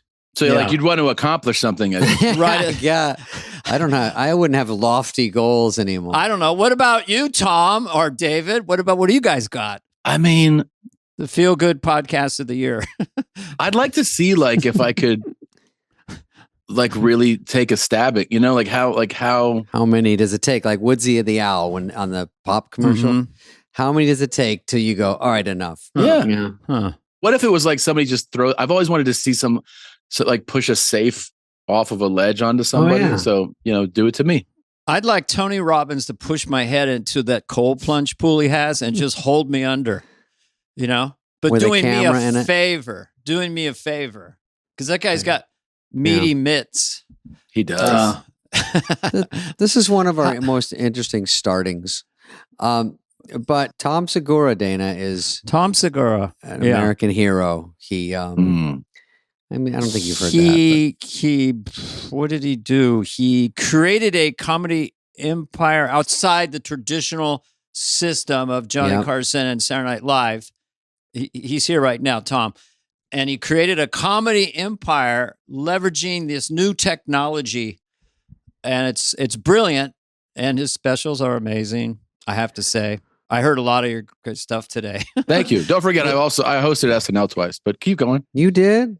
That was back in when they weren't filming it? That's funny because we get a Tom Segura guest prep. They would tell us that. Have they asked you to host recently, Tom? Negative. That's kind of strange because you've reached critical mass where they would think, Check the numbers. Well, you have to be on the radar because, listen, first of all, with SNL, you did grow up. And when you were growing up, did you watch SNL? Most people did. So much. And what was your chunk that you were into the most? Chunk of let's casting? when you were 12 or 14 and what year? Like 19. I mean, Dana is the fucking GOAT for sure. Yes. Yeah, you're the greatest. Tom, I'm blushing if I could. You are. Thank you. I mean, I was, of course, I was absolutely obsessed. I never missed it. And for that time period, so I was, I was born in 79, when you get into the early 90s, late 80s, early 90s, that there's probably a 6-year window there where I don't miss a single episode. I think, that's, that was what we did. I mean, I told David when we podcasted, it was like, we would watch SNL and then it's like Monday morning, you just go in and just repeat the lines. You just do impressions. That's all we would do. I mean, just like all the impressions. And you're a fucking chameleon. I mean, you were amazing, Dana. Thank you. I know that David was there. No, Lauren did say, David, I want you to be an extra. By the way, the funniest thing about Lauren is saying, I brought you in as a backup for Dana, knowing he was leaving. And I'm like, I don't even do what Dana does. No one does. Like, just because I have blonde hair, it's like I do a whole different thing. But Dana was so good and so fun to watch that it made it impossible for someone like me to even contemplate going on SNL because Dana's like the quintessential SNL person. Funny, scores, goes into sketches, disappears, and any Right. characters in the news, you play them. And it's so versatile. And you could have a standout, like the lead character, or like you said, you could walk through a scene and deliver a line. Mm-hmm. And I think that would probably be and when I always imagine what it's like, not to host, but to be a cast member. Cause it's like, obviously that's not a thing that'll ever happen, but you imagine it. And I go, man, that would intimidate the shit out of me to be in a cast with you. I think I would be like, fuck, because you're so good at all of it that I would just be like, I don't know what I do here. Well, it surprised me too, just quickly. I did not have an enormous amount of confidence when I was cast. Really? And it was a little bit like, okay, I guess I got it. I felt a little sick to my stomach. But as I went forward, when I was trying to do stand-up as a sketch player, without really great material, but just riffing characters. Sometimes that was kind of difficult. But as I got up forward on SNL, I got more confidence. And that getting confidence is a magical feeling at whatever you're doing. Going back to our guest, Tom. No, it's like when did you turn, like you start doing stand up and you're going along, and then at one point you kind of leap forward. Was it confidence, work ethic, or just time? I mean, how soon would you're going, I'm pretty much consistently can do an hour and pretty much consistently levitate the room? Well, or even when you felt confident, like when was the first time you said, okay, I'm going to do this? I was definitely a relentless worker as a stand-up. So once I understood how the system worked, I was like, oh, like they let you MC. I was like, I just wanted to feature, right? Just wanted to be like the middle act. And I took every single offer all over the country to middle everywhere. And then when I cracked headlining, I just kept doing it so aggressively. Like we just worked. Like I never took, I hated having a week off. So I not like anybody enjoys that, but I'm saying it was just like a relentless pursuit of it. And then you kind of feel like, yeah, there's a thing where you go like, oh, I'm proficient at this. I know how to do this, but you realize it doesn't matter if people don't know. Like people would come to the shows and have a good time, but you're like, man, this thing's not going to change unless people buy tickets, to see you. Yeah, it's like you're just there because they're coming to a comedy club in general. Exactly. But you need them to switch and go, because they used to have mailing lists and stuff, and maybe you did that. Oh, I did. We call it, obviously they call it papering the room. It's like the club goes, hey, we're at this is the Omaha Funny Bone at the mall. And they just reach out to their list and they go, here's the act this week. And people go, who's that? And they go, well, it's a free ticket. And that's what I did. I just did those for years and years and did those over and over and over. But you get to the point where you're like, hey, I feel like I could sell a ticket if people knew who I was. But the only thing that was doing that at the time was just specials. You have to get like a special out. And that became just my goal, was to get an hour special out. And then when it did come out, it did change things for me. First one changed things? Yeah, well, the half hour did. That's the funny thing is I remember the producer at Comedy Central. I'm in New York and we're shooting Comedy Central Presents, which was like, I thought, a huge goal, right? Because every comic that I looked up to had a Presents. And I shot it and it went well. And I remember the producer pulling me aside going, this is going to change your road work. And I was like, really? And I got so excited, but I tried to keep it inside. I was like, oh, thank you so much. Oh, thank you, God. And it came out. And when it came out, I saw like some stuff on social media or whatever. And then I was like, well, what's about to happen? And I called my agent and I was like, hey, I want to work this club. And he's like, okay. And he called and he goes, yeah, they said no. And I go, but I have a Comedy Central Presents. But I did a Game Changer. They don't care. Everyone says Game Changer. My agents every year used to go, this is going to be your year. And I go, you fucking liar. Yeah. You say that every year and it gets me, actually, I believe it. I go, this one? They're like, yeah. I go, like they know something. I go, they just say that to shut you up. And I'm like, oh my God. Well, what should I do to prepare? And then that's what you were doing, is like, I got a Presents under my belt. That's funny when people go, you do a premium blend, you do a Presents, that's the lingo. Dude, yeah. And I really thought like, this is going to be a real thing for me. Like this is going to make things different. I really did. I agree. Do you think that's you're famous? You go, I will be famous starting tomorrow. Did you, from that first half hour, did you feel like I'll just get better? Or did you work even harder, or how did you keep improving from that point? Because the writing I'm seeing now is so, as good as it gets. It's a bitch you're landing, and the acting you're doing in it. When did that come up? Was it sort of the first one that went on Netflix or something? Did you make leaps even, or was it just exposure? You were already completely baked. I think I always stayed, it's funny, you're around comedians obviously all the time, right? As a comic, and you realize what a disease the bitterness of these guys. Yeah. Never hang out with comedians. that I are hate bitter. you guys. Yeah, it's like they're just like miserable about. They're like shit just never work. And I always tried to stay away from those like that, or at least you can't stay away from it, but you go, I don't want to embrace that. Yeah. And so I told myself that I was like, well, if this didn't change things like the way that I go, it's the next thing. And the next step up would be the full hour. So I was like, I need to do an hour special, which again became like my sole goal. And I only cared about being on Comedy Central because that was the spot. I was like, it was 2013. I was like, it's got to be Comedy Central. And we invited Comedy Central to see it. And they literally said, well, there's not really a theme. That was the feedback I got. Oh, really? I mean, I told my manager at the time, I was like, I think the theme is jokes. You know, Tom, I'm more like that too. I look at some people's act and I go, when they do a whole special about something, I'm baffled.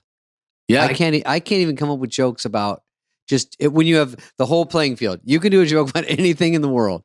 And then when they go, I'm going to do them about my divorce, the whole thing. And you go, the whole thing. Holy shit. And I still can't, all my hours are like bit about this, bit about that, I mean, it's never like, here's the cohesive. Yeah. So we ended up shooting it on spec and we still sent it to Comedy Central. Oh, I love it. Because they only seen like a version of it at a club. And I go, right, here's the finished product. And they said no again. Wow. So how does Tom Segura, because I like to use the name in that context, how do you deal with that kind of rejection? Are you bummed out for a week? Or because I auditioned for SNL once and I followed Kennison at the store and it was a death trap and a death set. And I was kind of, I wouldn't say clinically depressed. I wouldn't label myself as depressed, but I was really, he was so good. I was bummed out for a couple months. Just that's that. So when you hear no, now it's 2 times in a row. Are you pretty resilient? Obviously, you wouldn't be here. Do you take a knee for a day? I mean, you have a couple of beers. I mean, how do you process it? I'll show those motherfuckers. Might be a good way to go. I'm definitely bummed. I'm definitely, in the moment, a little bitter. I'm definitely like, this is such fucking bullshit. I'm looking at the ones that they did choose, and I'm like, you took this piece of shit. Oh yeah, I've done. There you go. You look like De Niro for a second. You took this piece of shit. Fucking piece of shit. That's your hilarious theme act you love so much. Also, like, what's the theme of this fucking dog shit? Yeah. Oh, the theme is dog shit. Okay. And then I actually got, I've said it before, but like the same call where I get the news that they're passing, I'm just on the phone. I pulled over. I was like out in La Cienega, and I pulled over, and I was like, "Okay." I'm just listening. He goes, and then he goes, "By the way, we sent it to HBO." And I go, "Seriously?" And he goes, "Yeah, they said no too." And I'm like, Oof. "Okay, why would you even tell me this?" And then he's like, "Sent it to Showtime. They said no." No, across the board. I'm like, "Cool." And then he goes, "But Netflix." And in 2013, it's like it's a thing, but it's not like the hot place to be. Yeah. Yeah. House of Cards was around that time, or just maybe not happened yet? Because that was a big sea change. House of Cards, they're doing Kevin Spacey's going on Netflix. You were right at the edge of it, right? Yeah, I think it's close, but I don't think it's out yet. And then he's like, "No, like they're getting a lot of subscribers now." And I'm like, "Great." That's how the phone call ends. I go, "All right, well, thanks." And I'm just kind of bummed out, but I go, what can I do? And what I can do is literally go back to work. So I just like go back on the road, and I just act like, I guess I got to just come up with a new hour and try this again. Mm-hmm. I don't know. That is probably 6 months before. Well, wait, you got the news that Netflix wanted your horrible hour. Yeah. And they're into bad comedy right now, and this is our window. Yeah. But you don't give it to them? No, I do. Oh, you do? Okay. Let's go, like, fine. It'll come out, later. I'm Sure. like, whatever. And I just completely just move on. You did the opposite. You didn't bank everything on it. You just said, fuck it. Good. Throw it out. It's going to die on Netflix, Yeah, Flix, whatever it's called. It's going to I die. thought it would definitely do less for me than the Presents. Yeah. Yeah. Right. And then it came out. And I remember when it came out, like, you know, like, again, you see some tweets and like a couple of people said that, you know, like, I stopped me. Hey, I was like, great. And Great. Fuck you.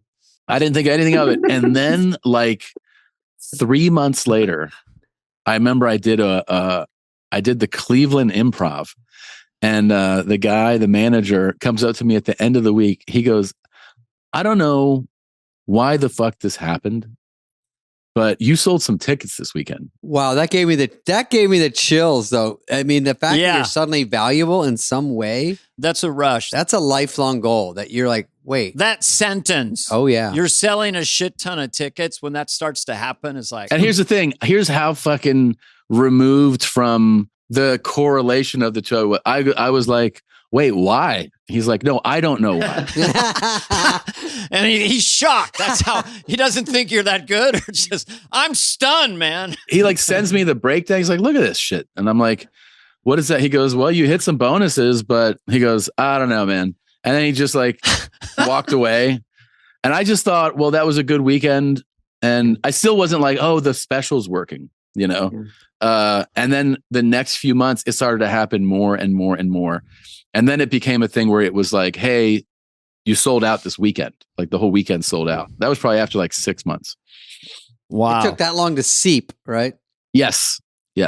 Wow. And that was the one called Completely Normal, 2014. Yeah, we shot it in 13. It came out in 14. And then by 15, I was just doing, by the end of 14, I was selling out clubs. And then in 15, I was doing like rock clubs and, you know, like one-nighters and like small theaters, or just like I could like I could go to like a club on a Monday and just they'd give me the door, and I would just, you know, I started to work like that. Like Casinos too, right? Man, casinos are where it's at. Yeah, casinos pay more, but sometimes the audience can be a little tough.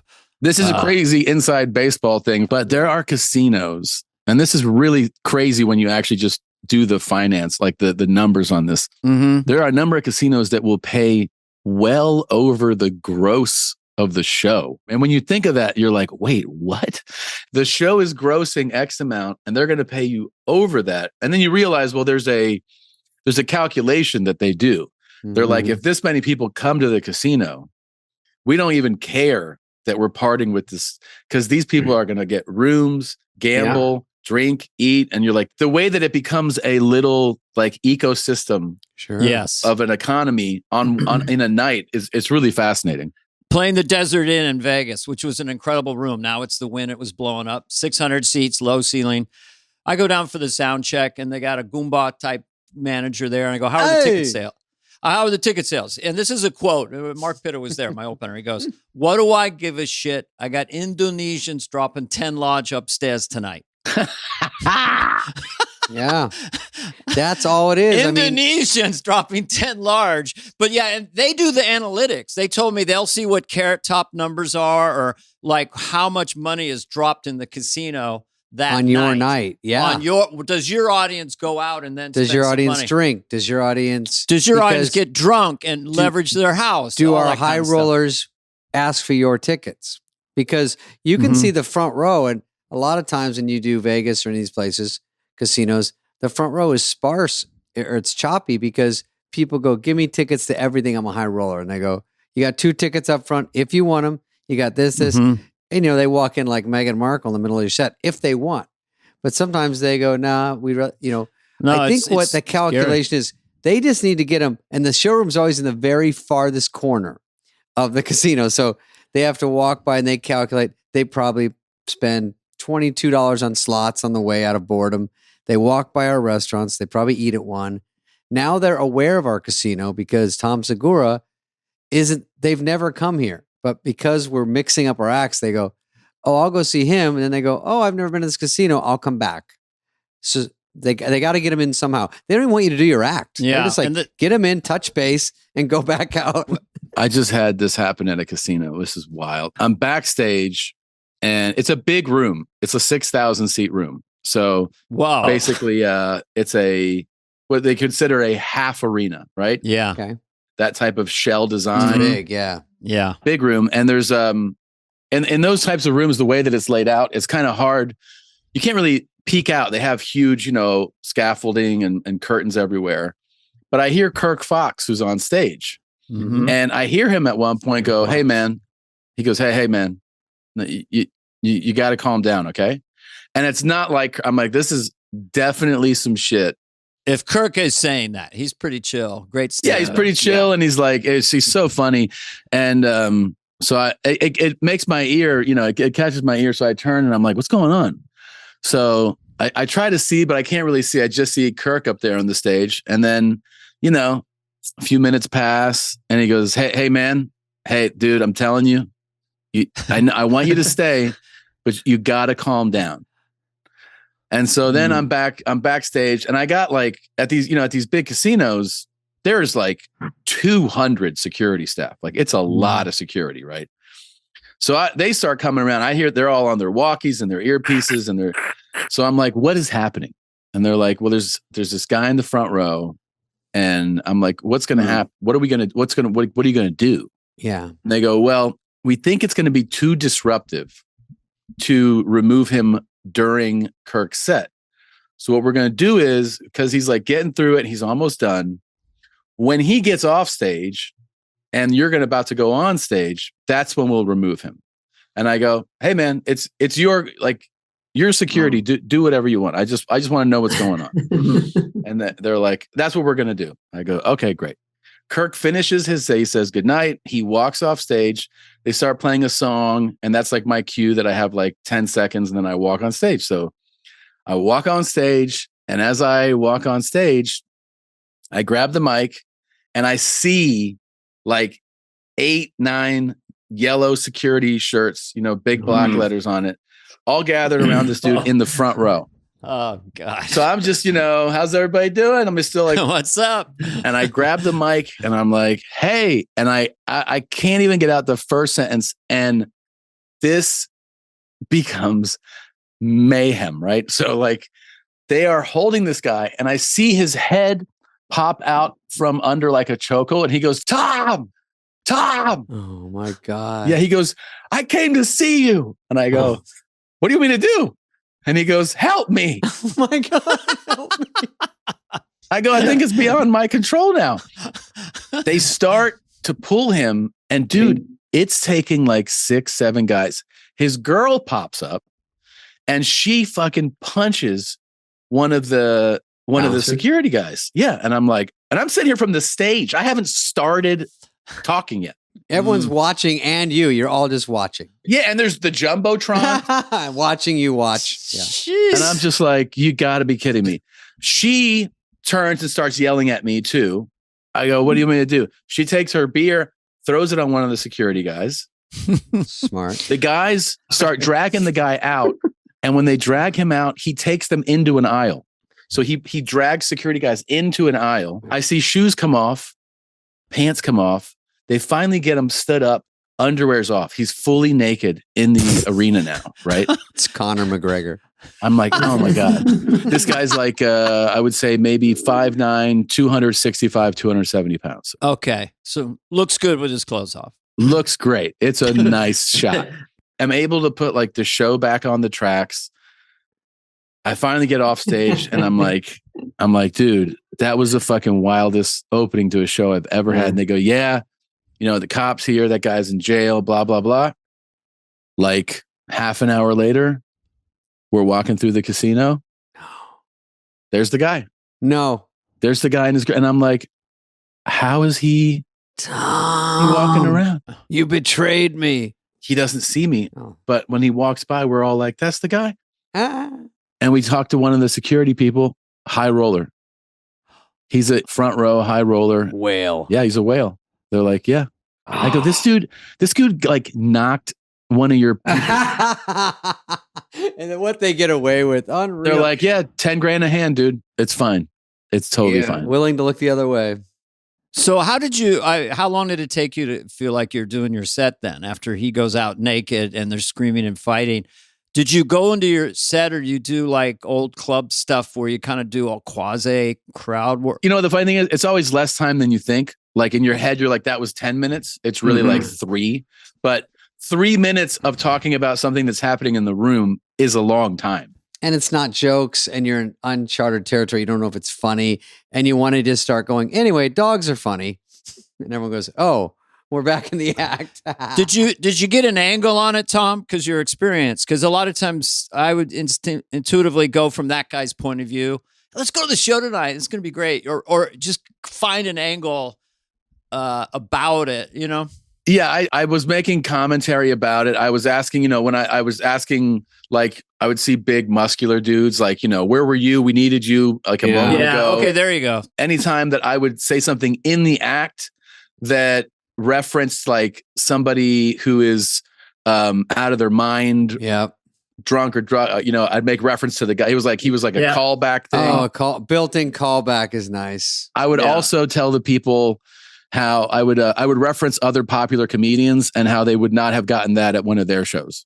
You know, I was like, oh, that's your crowd. And that every night you have some naked guy fighting security guards. It's not a thing. I was like, you think you're going to get this at a Sebastian show? You know what's good? Dana, do you ever do this one where you go, these guys that work their jokes in, they go, they go, where are you from? And the guy goes, he wants to hear Cleveland. And he goes, Cincinnati. He goes, this guy last night was from Cleveland. And he said, and you go, was it always last night? And I go, I see the guy 7 nights in a row say it. I go, oh, that's just part of his act. If it's not what he wants to hear, or you could go, this guy last night started some shit in the front row. And then you say that for 3 years. Everything's last night. Or what is the town that you mentioned that'll get a big reaction? Like I was in, you know, Bucks County, and, you know, whatever town away, that just gets a huge laugh. In Fresno, it was Merced, I think, or, you know, it's just. You have to be a reliable person, Dana. They give you the wrong one and it bombs. Yeah. Just to fuck with you. It's like at a corporate gig when they go, make fun of the crowd. And then the guy goes, I know everybody here. You know what's funny? Talk about our VP of sales. He has 3 balls and beats his wife. Say something about that. And I go, well, I don't know. And then you say something and everyone's like, what the fuck are you talking about? And the guy's like, isn't that hilarious? And you're like, no. Jim has MS, but he's got a sense of humor about it. He really laughs about it. And you're like, oh, okay. Yeah. So I remember Jay Leno telling me he was doing a corporate date and he's just making fun of some couple. Yeah, a lot of people, you know, they hook up when they're on the road, this and that. And then the woman was next to the guy and she's got up and screamed and cried and ran out. You know, it's just like, you don't know what you're touching. Tom, when you were doing this with the Dana, I'm sorry, I have to go back. The information you didn't have, which might have helped, is what went on for so long. Was he pushing people? Was he yelling? I found out. So when all the shit finally came, I was like, Kirk, what was happening? He was like, dude, and this is one of the worst things people think about, you know, about heckling and stuff. He was repeating everything that Kirk said back to Kirk, but he's in the front row and loudly. So like, you know, Kirk would be like, and then, you know, I rode the bus. He'd be like, you rode the bus. Ha ha. The bus. So he was just like, hey man, like you just got to relax. I just had that at the Comedy Store. The guy, I don't even know if something was up with him, but he looked like he was having a great time. And he just kept saying my punchline after to the people around him. It's the worst. But everyone hears it and it stops my next setup. And I'm like, I go, hey man, you know, I try to be nice. And when they kicked him out, he was the same thing. He's like, David, Tom wouldn't help me, but would you? Would you? God. But he did say, hey man, he looks up to me. And that's the weirdest feeling. I'm like, I have to let you go now. I had a guy on the balcony scream. Like, I don't even know what's going on. It's a balcony. It's a melee now. Theater. This is a different show. So I'm just on stage and he just starts to yell, they're throwing out the wrong guy. Right. And I'm like, what? And he's like, they're throwing out the wrong guy. Wow. And I go, I don't know. It sounds like the right guy to me. Like, all of it too is always related to just booze. They're always just drunk. Yeah. Yeah. That guy in the front row was drunk. This guy's drunk. Yeah. It's always alcohol. I sometimes will get, because of church lady, just someone in the back about every 10 seconds just going, lady, throughout my set. Lady. So gross. Yeah. That's why we love stand-up. When you have a hot is when they start yelling at each other and it's pure chaos. Mm-hmm. This guy's like, hey, shut the fuck up. And he goes, fuck you. Yeah. And I go, yeah, I love when the audience is heckling each other. This is fucking amazing. Or that you look over and they're standing at the edge of the stage. A drunk guy, 6'5", is just standing there. He's on the stage with you now. Do you hold your ground? We ask him, do you hold your ground? I don't. I said, you got it. Go ahead. Some people, if they have a guitar, they'll fight try to fight for the stage. If someone storms it, I leave. But you look pretty like you could handle yourself physically, Tom. You probably could fight a heckler. I don't know. Depends on if he's 6'5". All right, make him 5'10". Right. Oh yeah, I'm taking the mic stand and swinging it at him for sure. Yeah, let's go, man.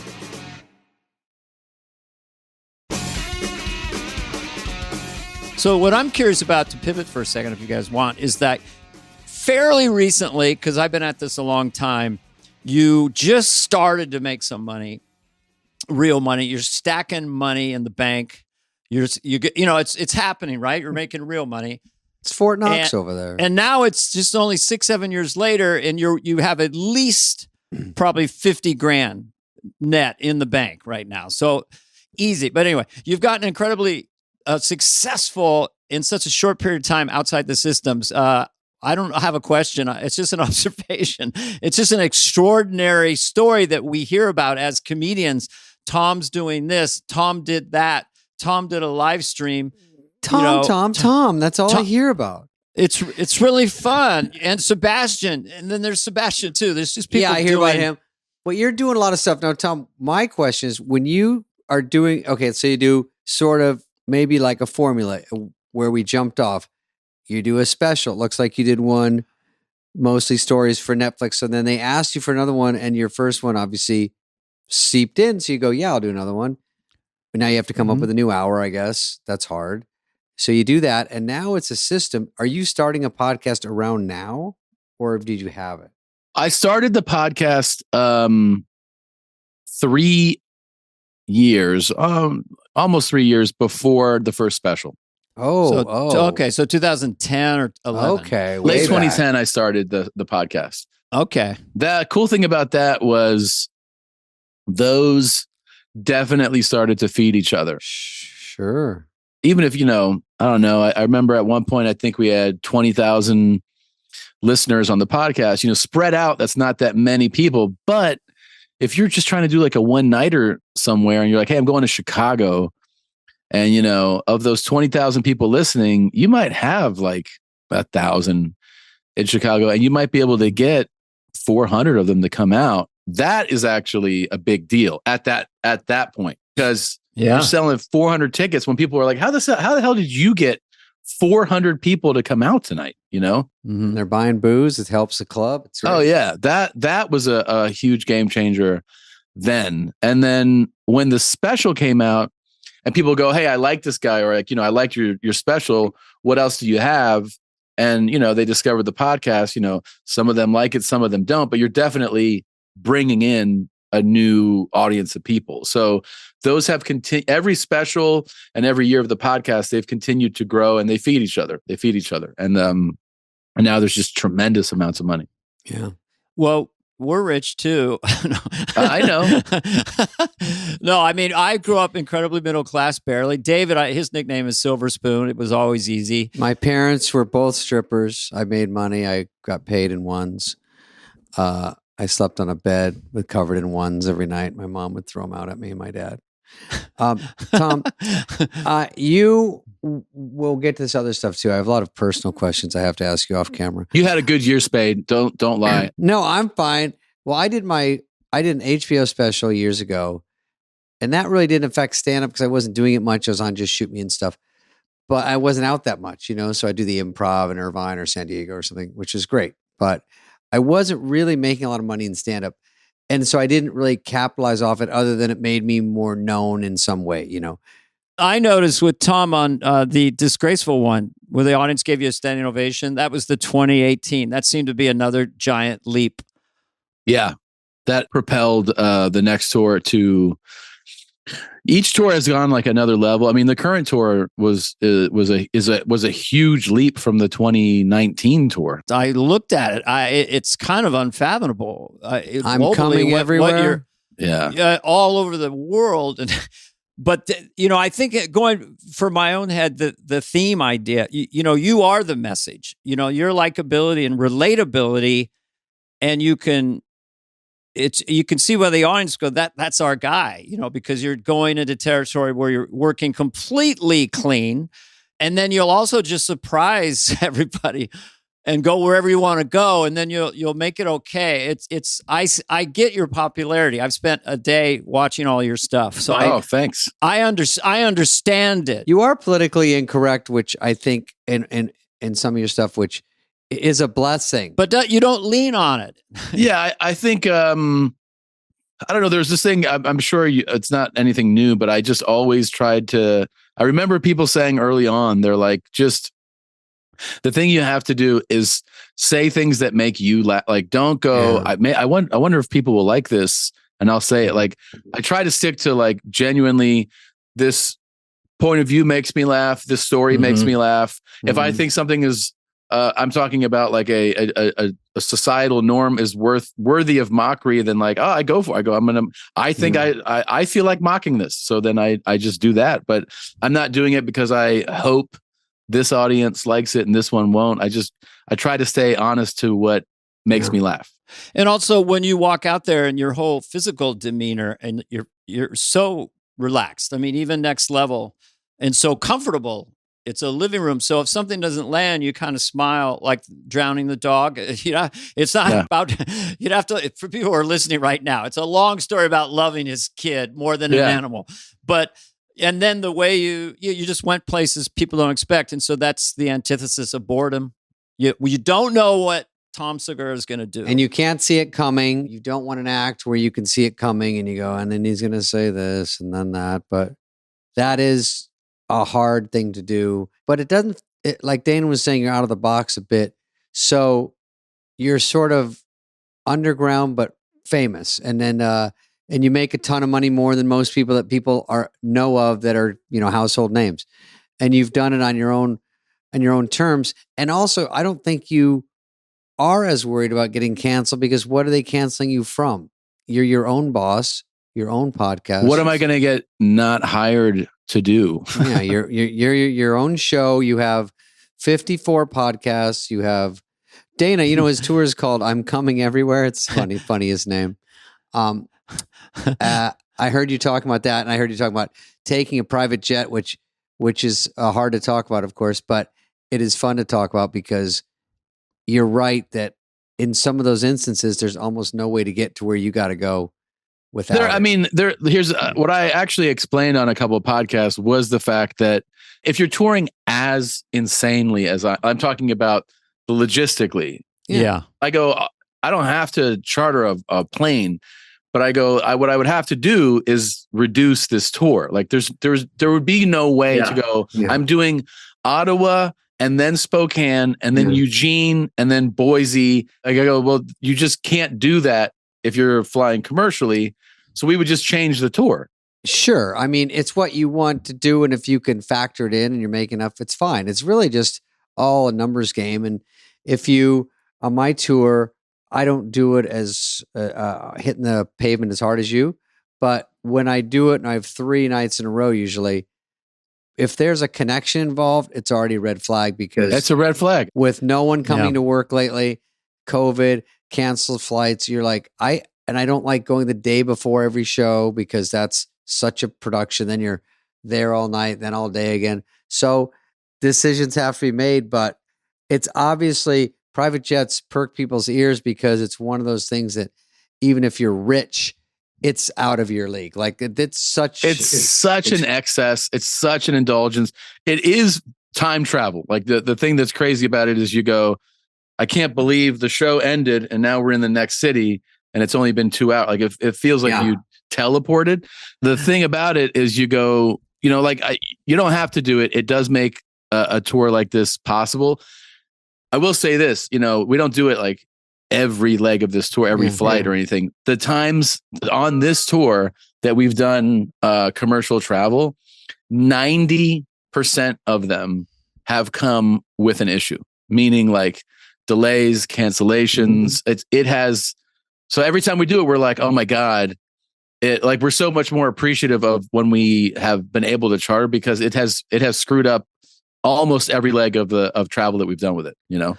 Oh yeah. You got to come in early then, because you can't trust commercial. Yeah. And so you have a job to do. I heard that early on when Louis C.K. first did a Citation 10, like, okay, I got to do this. And so we do 3 dates. So the first date would just pay for the jet and then do the next 2 dates. That's how different it is. And in terms of your health and wellness, when you're touring like you are, like more than 200 dates a year, the multiple flights in the hotel, you could beat the shit out of yourself. Like it's not. It does. I mean, we do that travel, which obviously like makes it nicer. I bring a trainer with me, dude.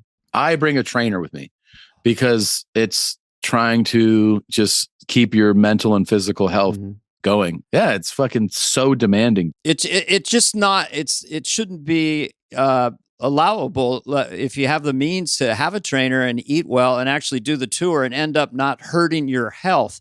You know, people kind of ignore that. But why am I doing this if I'm going to end up coming back home and have gained all this weight and have migraines or whatever? So I'm glad to hear that you're pacing it that way. And I've done that, you know, like in my earlier years, my touring, which was not at this level, was me gaining 30 pounds in a year and feeling like shit all the time. Because you're eating at every airport and eating, and you know, and if you can control that. Plus, you know, the bottom line is, for me, I'm sure you guys too, you owe the audience a good show and you need to be present. It's harder than it seems to sit there and do your hour or over an hour, whatever, and go. It's like a play. You have to remember all the connective tissue and everything, and it has to flow. And if you're out of it a little bit, sometimes you're missing beats and just off rhythm, and they pay the price. So they're paying a lot. They're coming out. They're getting babysitters. You're like, shit, I got to get there on time. I got to be ready. I got to look okay. And I think everyone feels that. So whatever it takes. Yeah, you got to try. You got to try, man. And I always like, you know, I don't know if you ever do this, but like you're backstage and maybe you're worn out. You're just dragging. You're like, man, it's the fucking 7th show this week and 4th city. And I'm like, God damn it. And I'll be on my phone and I'll pull up. And this is like, I guess the upside to seeing a social media thing. I'll see things I'm tagged in, and you see people in the audience. Yeah. And then I see that and I'm like, oh man, they're like so pumped to be here.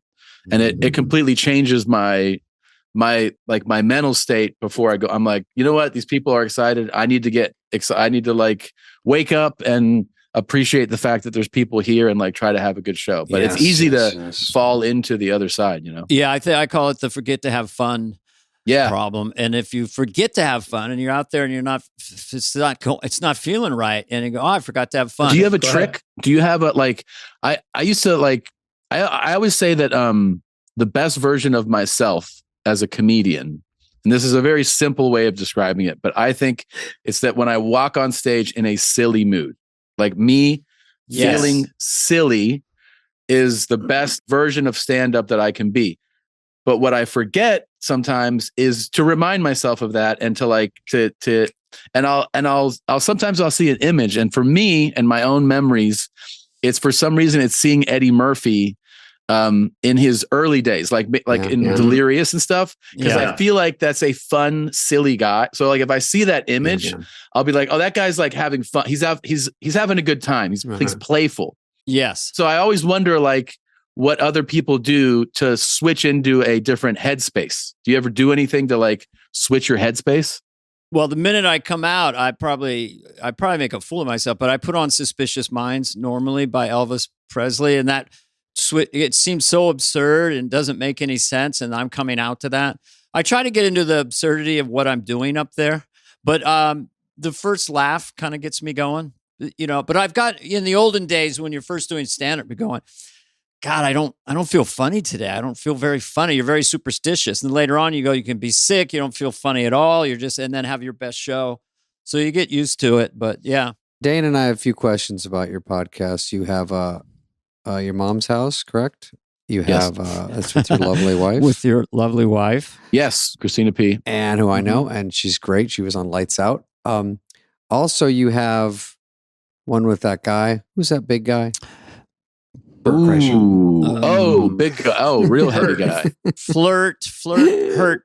Fleisner. Flirt was fun. And you met him great. years ago. And was that, you already had your first podcast? Was that going into doing a second one? Yes. The funny thing was we talked about it and we threw it together. And I thought we came up with the idea to do it twice a month.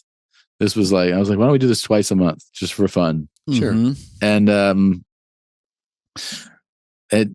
within a couple months, the feedback was like, people were so into it that we were like, all right, we got to do it every week. And now we do it every week. He has to fly here. I've flown to LA to do it. Yeah. If we can't get together, each one of us will sit with a guest to do it. But it's become a huge, huge podcast. And companies approach us and want us to be like their partners and things. And it's literally just the two of us just shooting the shit. Yeah. Mostly him just rambling incoherently about his nonsense. Well, it's a good team. I mean, when he had Sober October, I saw that episode, and it was just I think long term, if things are funny, it's great. But then also you're kind of feeling a real thing happening between two friends. We're good friends. I mean, I got him, we've been getting each other crazy birthday gifts for years now. I just got him Hitler's teacup. And I got him a bust made of himself, and we always. I saw one of those in Sky Mall. They have Hitler's, a lot of Hitler stuff. This one I had to go through a white supremacist. It was a lot of work. Can I ask you about the video aspect? So, did you always do it on video on YouTube, or did you ever do just an audio podcast? Audio only for the first. Let's see, 2010, 11, 12. Wow. Ooh. 13. And then we started to do video, just like we would put up 10 or 15 minutes. I don't know what that was. We did that in 2014. We were like, oh, here's 15 minutes of this. Yeah. From the show. And then we finally were like, we need to, we set up sticks and we got that going. And that eventually became a huge game changer. Having it on, having it on YouTube is like a huge.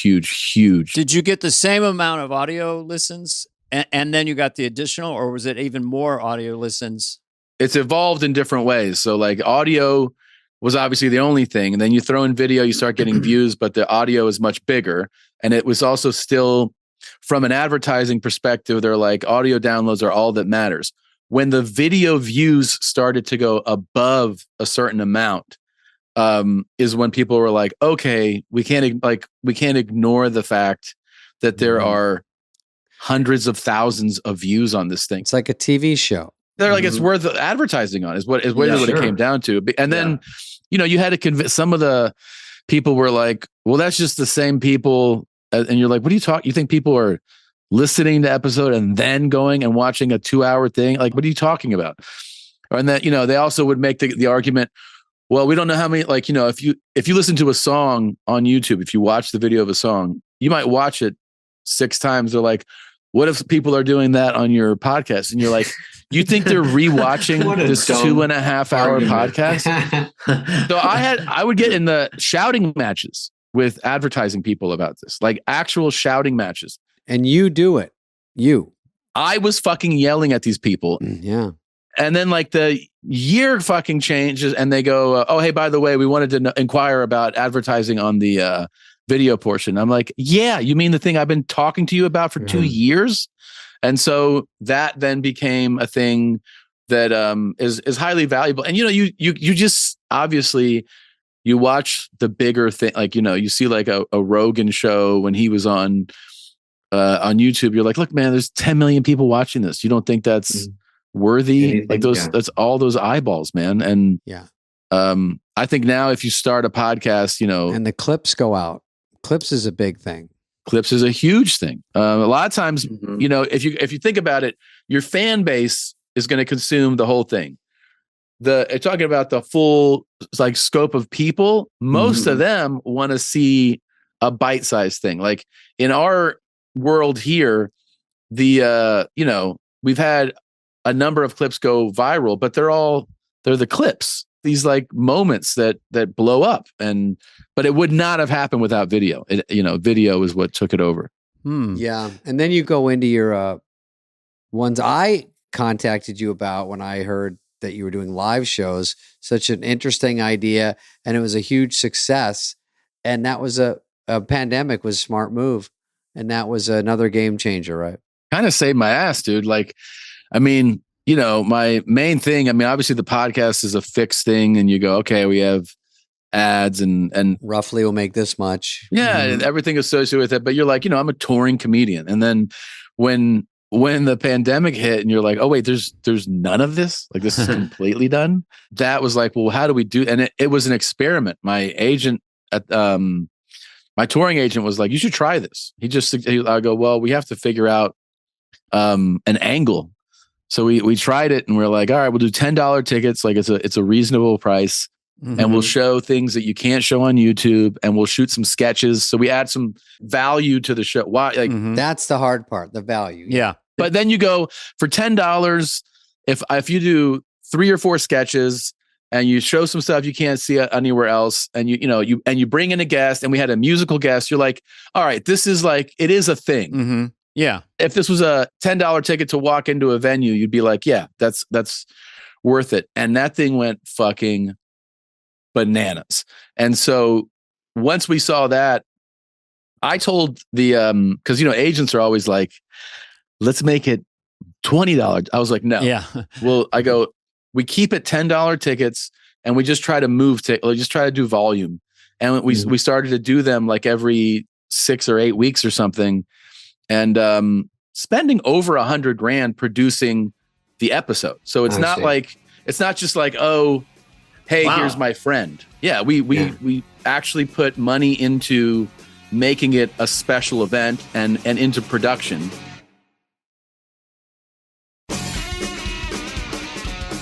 Just for a second, Tom, because I'm curious about details. Where was you have 2 studios? Where were you interviewing Tarantino? Because I love that interview, which was just recently on Quentin Tarantino. Is that your studio right there? Okay. Did you get to the part where he roasted me for not reading his book? No. Did he? I like that. I was impressed with your knowledge of Pulp Fiction. I mean, there was a lot of Pulp Fiction. I really was like, I was asking all the questions I want to ask Quentin Tarantino. Yeah. And he's there going like, I want to talk about this fucking book I wrote. And then at the end, he's like, hey, what page are you on? So I was like, oh, fuck. Oh no.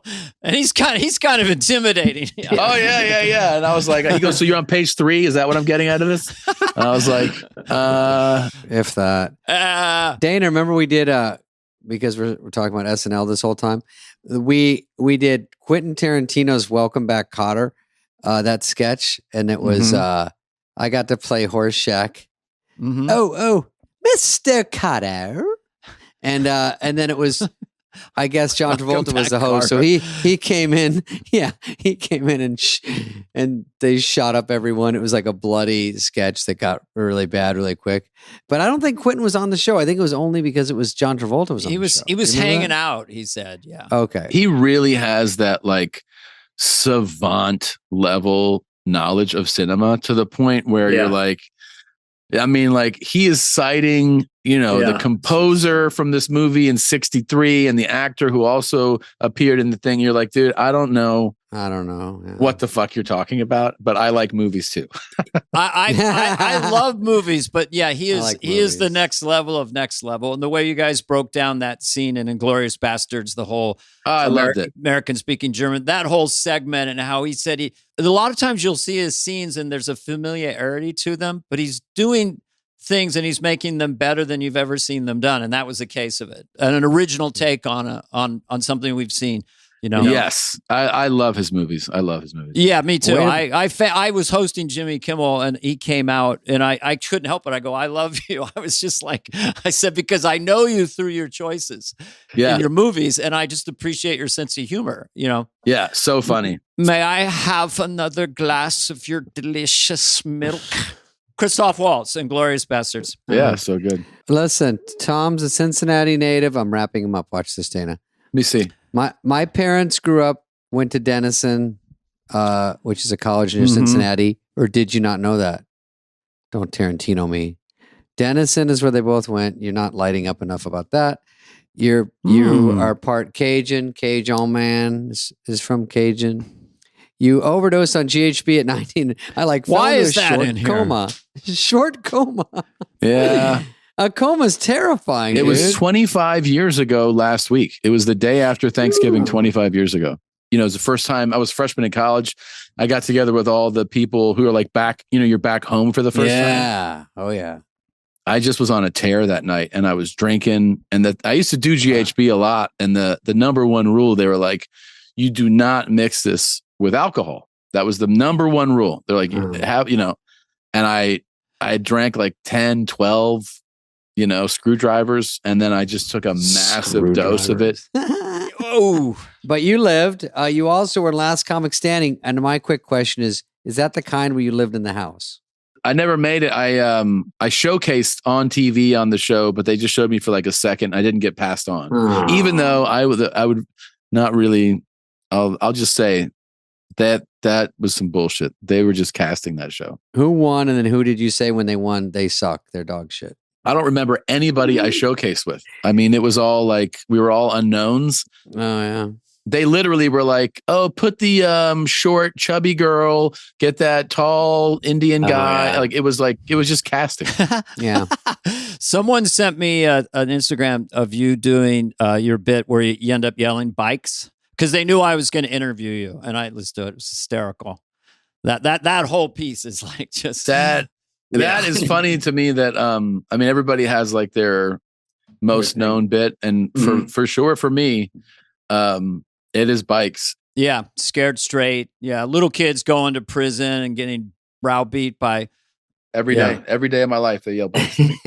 Scared straight. Do you actually do stand up in Spanish? Yes, I was supposed to do a special in Spanish, and then I started touring in Spanish. Because they were like, do a special. I was like, well, I gotta like work it out, man. Wow, hard. If we're doing it in English, I do the show 200 times. I gotta at least do 50, in Spanish.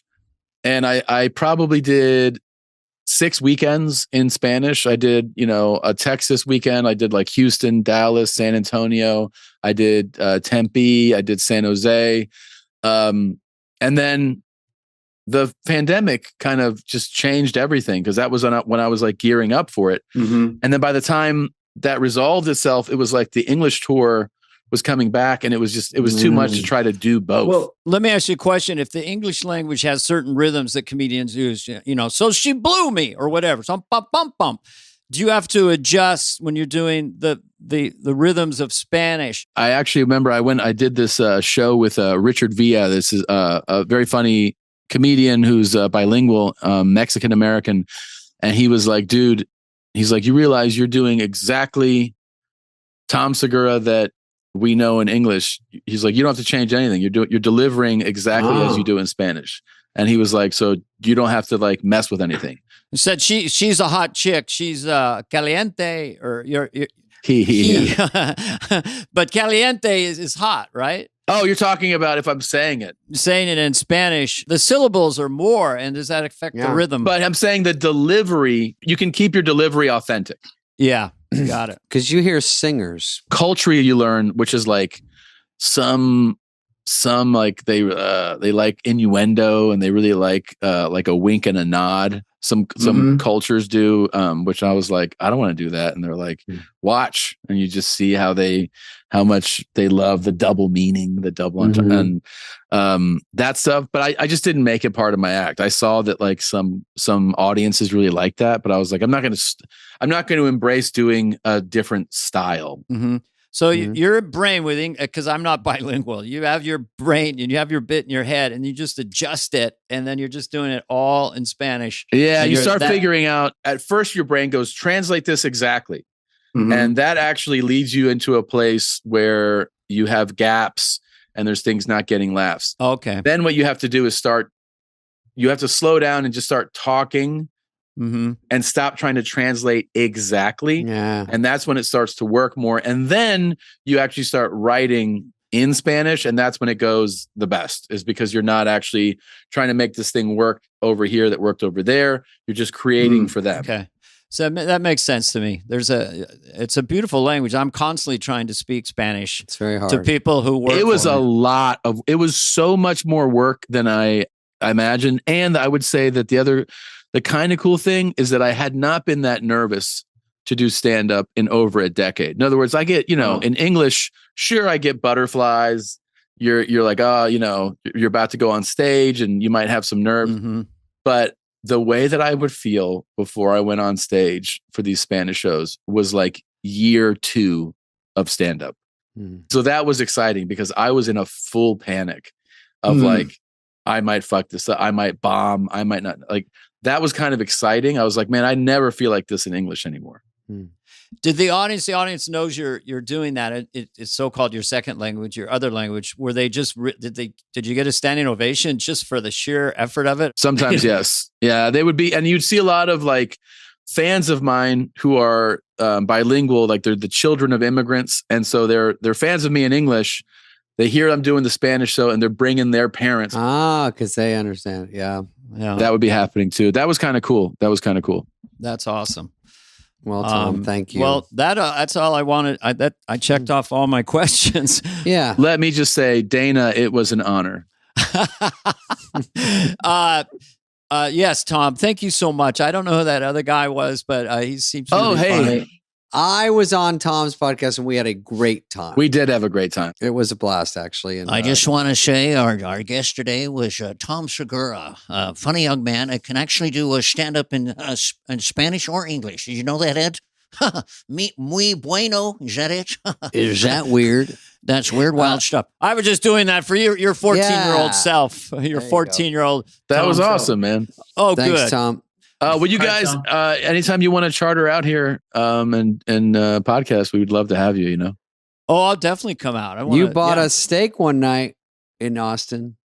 That was good. Took I care want of to be us. in that. I want to sit where Tarantino sat. Listen, you have an open invite. Yeah, that was. I did get chills when he kind of challenged you on the book. That would be intimidating.